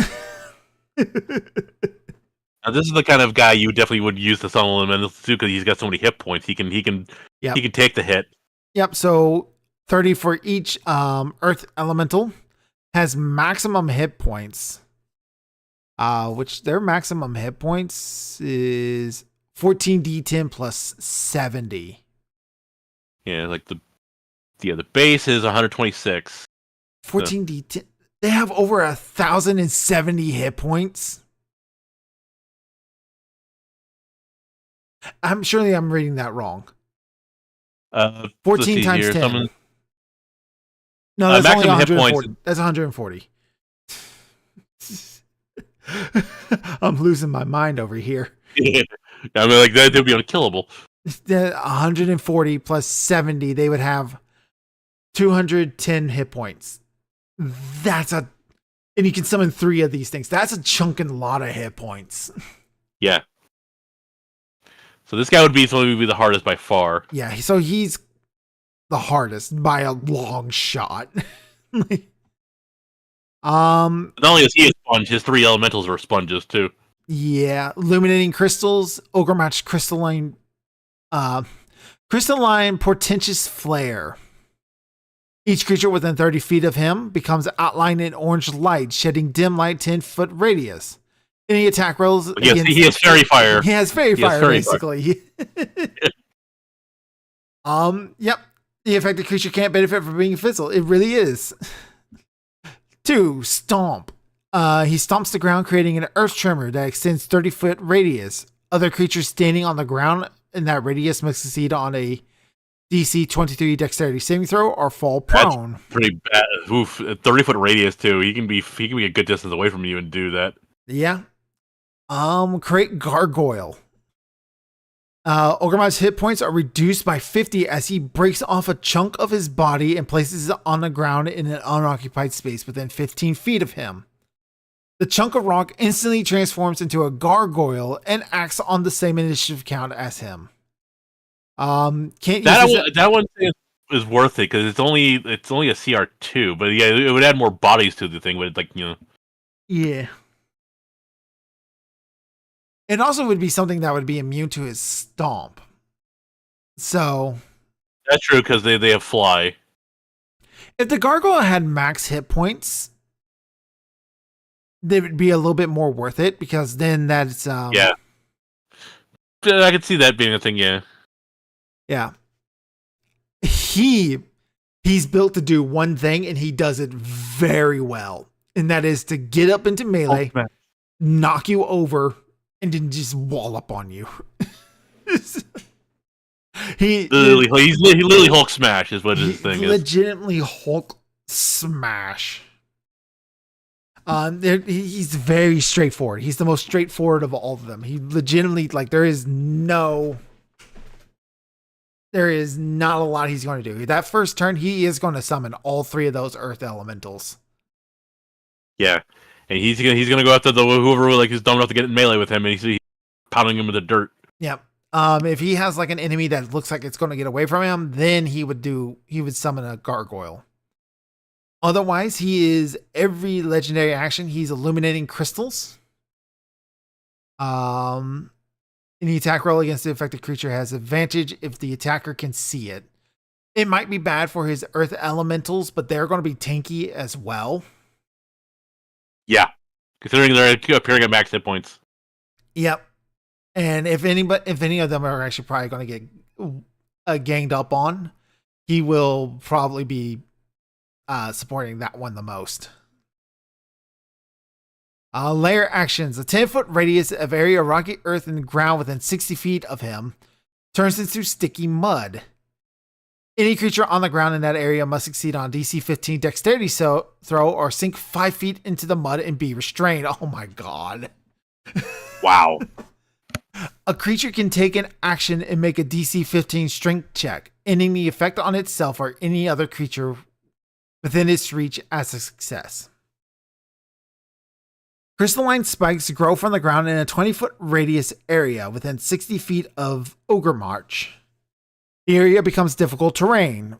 Any creature that moves to the area takes 1d8 piercing damage for every 5 feet it moves there. Creatures that are knocked prone in the area also take this damage. Oh my god. A violent tremor shakes the lair within a 120-foot radius of him. Each creature other than Ogre March on the ground in the area must succeed on a DC 15 strength dexterity saving throw or be knocked prone. So yeah, his whole thing, knock you prone, get that advantage, and then wallop. That slam is a little on the weak side for what he's doing, especially compared to the boulder. But I would actually almost switch those two damages probably. That's it. Otherwise, he does everything else really well. And this is why he's supposed to be the one who's actually the final boss. That's really it.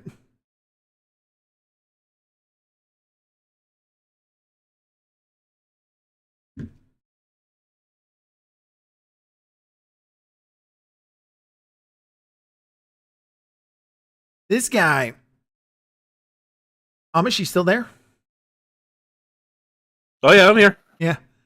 So now that's another problem with this adventure is that it's supposed to give you the idea that you can take them on in any order that you want. But you really can't. You really can't. And again, like what we just read, like, you know, some of those deities, yeah, some of them were more badass than others. But again, I have to remind you, I keep saying this, but I'll say it again.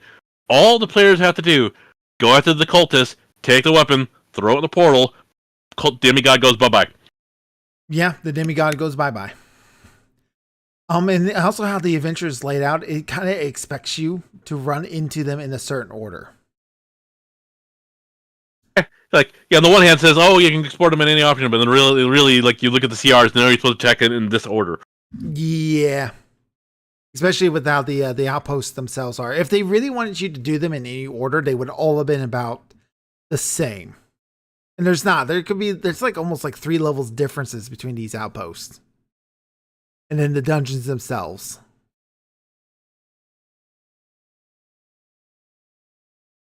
So God, and so like everything about the module is a mess. laid out poorly.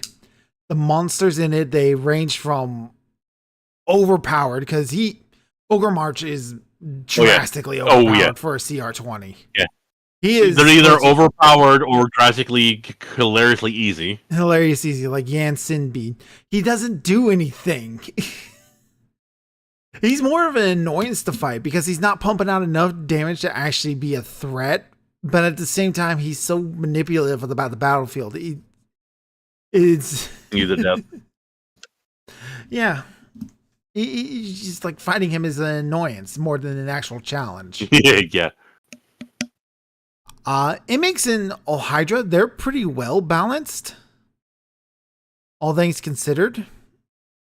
Yeah, they're like minor tweaks here and there, like depending on like how you play them. Like again, like you said, reading the thing first, because like okay, this person's good at doing this. This deity's good at doing this. Yeah, I would definitely get rid of the whole just having to toss the weapon back into the portal. I think that I would get rid of that. Absolutely. Because then this is also a problem with a lot of these 5th edition modules, especially during this time period of 5th edition, is the idea, we want the modules to have replayability. That's why we got 4 different demigods here. So that way, if you play through it a different way, you can change things. Oh, and we find a different demigod at the very end. We decided to do things in this way, and that's who we ended up fighting this time. Instead of Imix, this time we fight Ogre March. Yeah, kind of like what we were supposed to do with the Dragon Heist, where you're supposed to go after one of the 4. Yeah, like the DM chooses one of the 4. You get a different season themed around one of the villains. The problem is, like, first off, how often do you actually rerun adventures? Now, I don't do it very often. I probably done it like only like 3 or 4 times in my whole time. And it's just because I ended up playing with a different group of people. And honestly, it makes parts of the book just not worth it.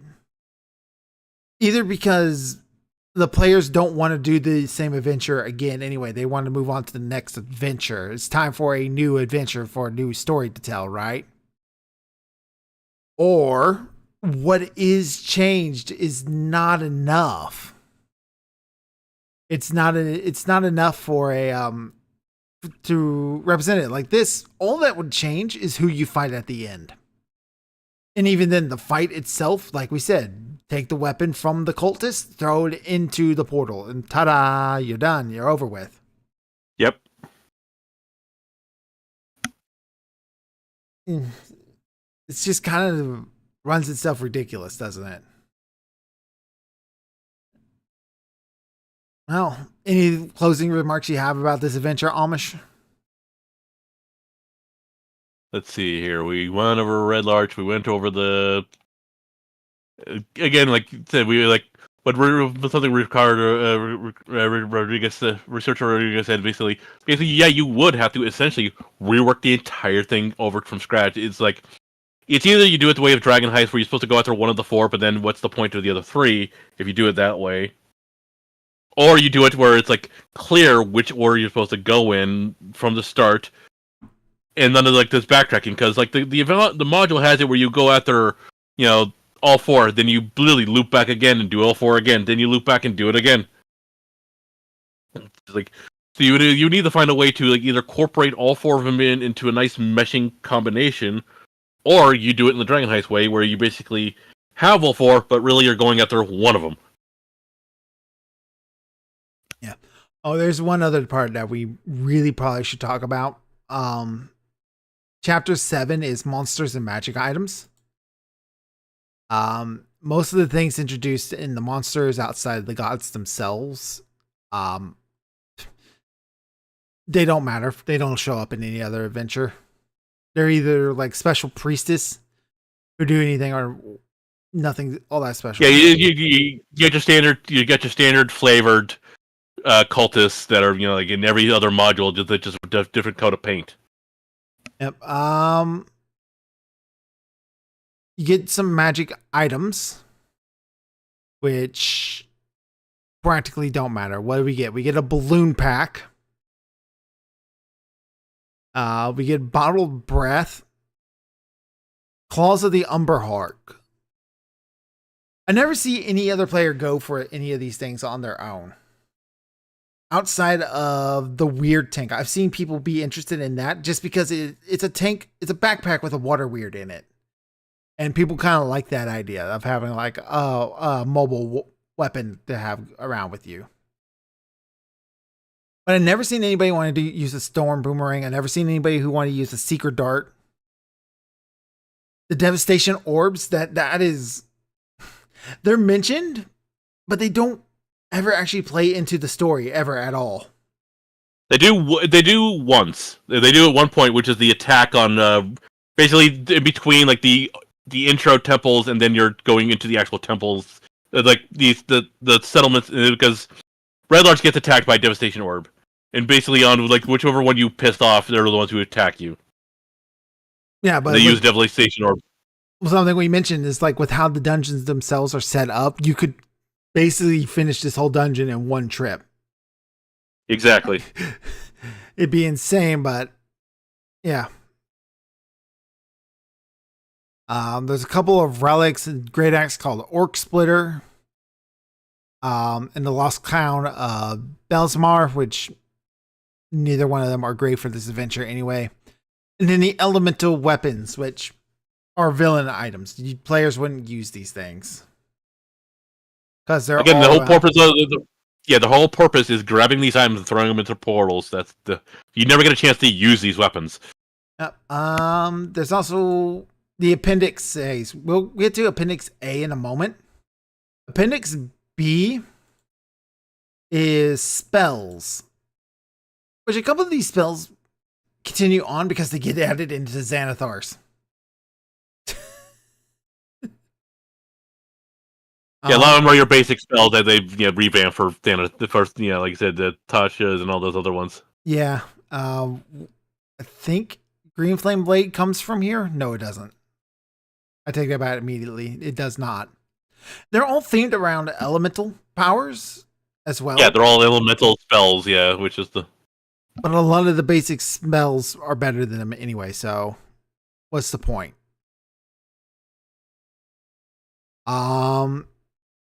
Appendix C is adapting into other worlds. This is an actually interesting little bit of relic from early 5th edition, because the first couple of adventures, they have like, oh, here's a little short blurb of how to change it to some of the other things. And the worlds they have listed are Dragonlance, Greyhawk, Eberron. Makes sense for those three, right? Those are basically like the, outside of Faerun itself, those are the trifecta of D&D worlds, right? It has a short bit for your own world, but the very first one it suggests, because it's in alphabetical order, is Dark Sun. And it's so obvious, even at this point early on, that they're... So I have to wonder, like, was there actually plans to make a campaign setting for Dark Sun? Like, early on? Because Dragonlance got worked, and so did Eberron. Greyhawk gets mentioned a couple times because they adapt old adventures from that setting. But Dark Sun is pretty much abandoned at this point in D&D history.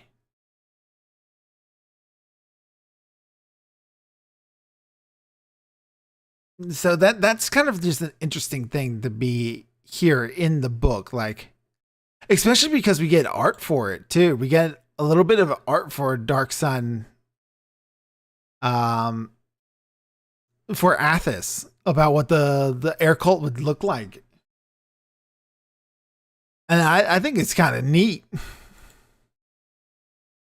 Look at that.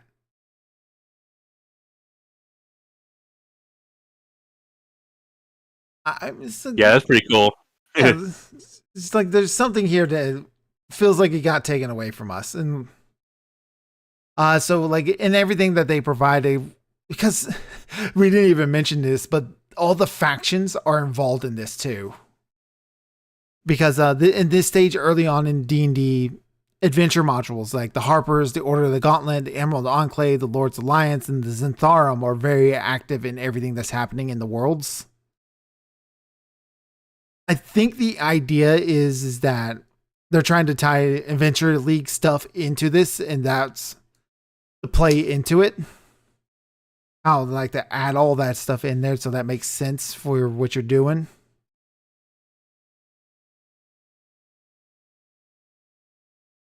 It's like it's such a strange thing with these older modules. These old modules, they're like only 10 years old. But this little bit I've been adding and leaving undone. Appendix A, and this is the only lasting legacy that this module has had, is that it adds in the Genasi. It gives you the stats of how to play the Genasis and how to do them and their backgrounds. And outside of it, just I've seen people play Fire Genasis and then hardly anything else. I mean, I played one in Dragon Heist. You did? Oh, right, the first game. Yeah, the second. The one that actually got streamed. Yeah, the one that ended up on the stream, not the very first time we did it. Yeah, I played Fire Genasi. And that's this adventure. That's it. It is the worst D&D adventure I've ever seen. It really is. It's laid out like crap. It's dry. It doesn't make any sense. It's either too weak or too strong. The open world map is 3 times the size it needs to be. Everything is either too close or too far. And it doesn't understand its own rules. Any closing remarks you have, Amish? Yeah, like again, if you're gonna play this, just scrap the adventure, or like you can use bits and pieces of it, but really work on your own version of Princess of the Apocalypse. Don't do it verbatim. Yeah, just kind of do your own thing, and it's almost like a background quest while you're doing your other main story. And that's that actually would make sense. It would be a good idea for Prince of the Apocalypse. Make it like a side quest within a bigger quest. So they go like, while you're doing this, do take care of this. Yeah, while like almost relegate the Prince of the Apocalypse to like a smaller thing. It makes great supplemental material for Storm King's Thunder. Yeah, that actually would be pretty good because that makes sense anyways because there's 4 different area, and you got the 4 different species of giants. Yeah. All right. So for those of you who don't know how my stream usually runs, here at the end I like to show off a little bit of magic because I like magic. So today we're going to be watching Lance Burton perform the classic Soul Person in Half trick. So let us watch. When I was a little boy, I always wanted to do the sawing a woman in half illusion, because that's what all the big-time magicians did. Now, the problem was I could never find a girl willing to practice. I guess they just didn't trust a 10-year-old magician with a saw. So I had to improvise. Let me show you. I have the saw. I have the box. Now, all I need is a volunteer. Ladies and gentlemen, please welcome Lightning, the Wonder Horse. Easy boy. Oh, hold it, big fella. Easy boy. There you go. Okay, Lightning, it's your big moment. Are you ready for sawing a horse in half? Oh, come on, boy. Here. No. Have a sugar cube. That always puts you in the mood. Lightning, come on. We talked about this backstage.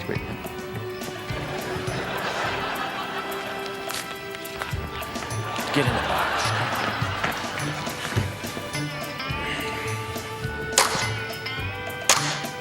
Ladies and gentlemen, sawing a horse in half. Okay, Lightning, Yeah, are you ready? Very much what Lance still looks like. He's just gotten there. He's ready, folks.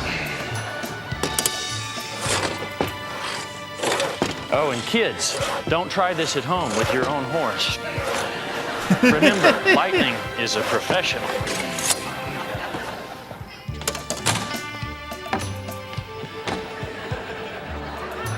And as you can see, the saw has passed completely through Lightning. And he is perfect. Ta-da! Look, he's perfectly fine, right? Yeah. I love it. This is big, dumb, stupid box. I love this take on it by sawing the horse in half. I love it. Lightning, pull yourself together. Back in the box. Don't worry, folks. This will be fine. Guys, come on. They're not buying it. Try and be more realistic. Gotcha. Easy. Ta-da! Yeah, I feel like that's where the match He's doesn't gonna go. make a real horse appear. Easy. Yeah.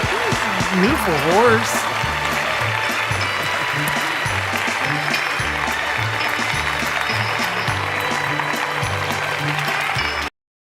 And there we go. Just make a live horse appear on stage. I love it. It's a good, it's a fun take on the classic Saw person in half trick. And just do it with a horse and make a horse appear on stage. It's a really well done performance too. I really like Lance. He's got that he's got that ease to approach, but he still feels very classy. You know? All right, so that's going to be it from us tonight. This ran about an hour longer than I thought it was going to. Thank you all for coming. I'll see you all next week. I should be talking again with Nick. We're going to be talking more about the Dritz series. That does it for me tonight. I'm Dr. Crow. I read a book once, and it's my goal to make you smile. We'll see you guys next time. Bye-bye.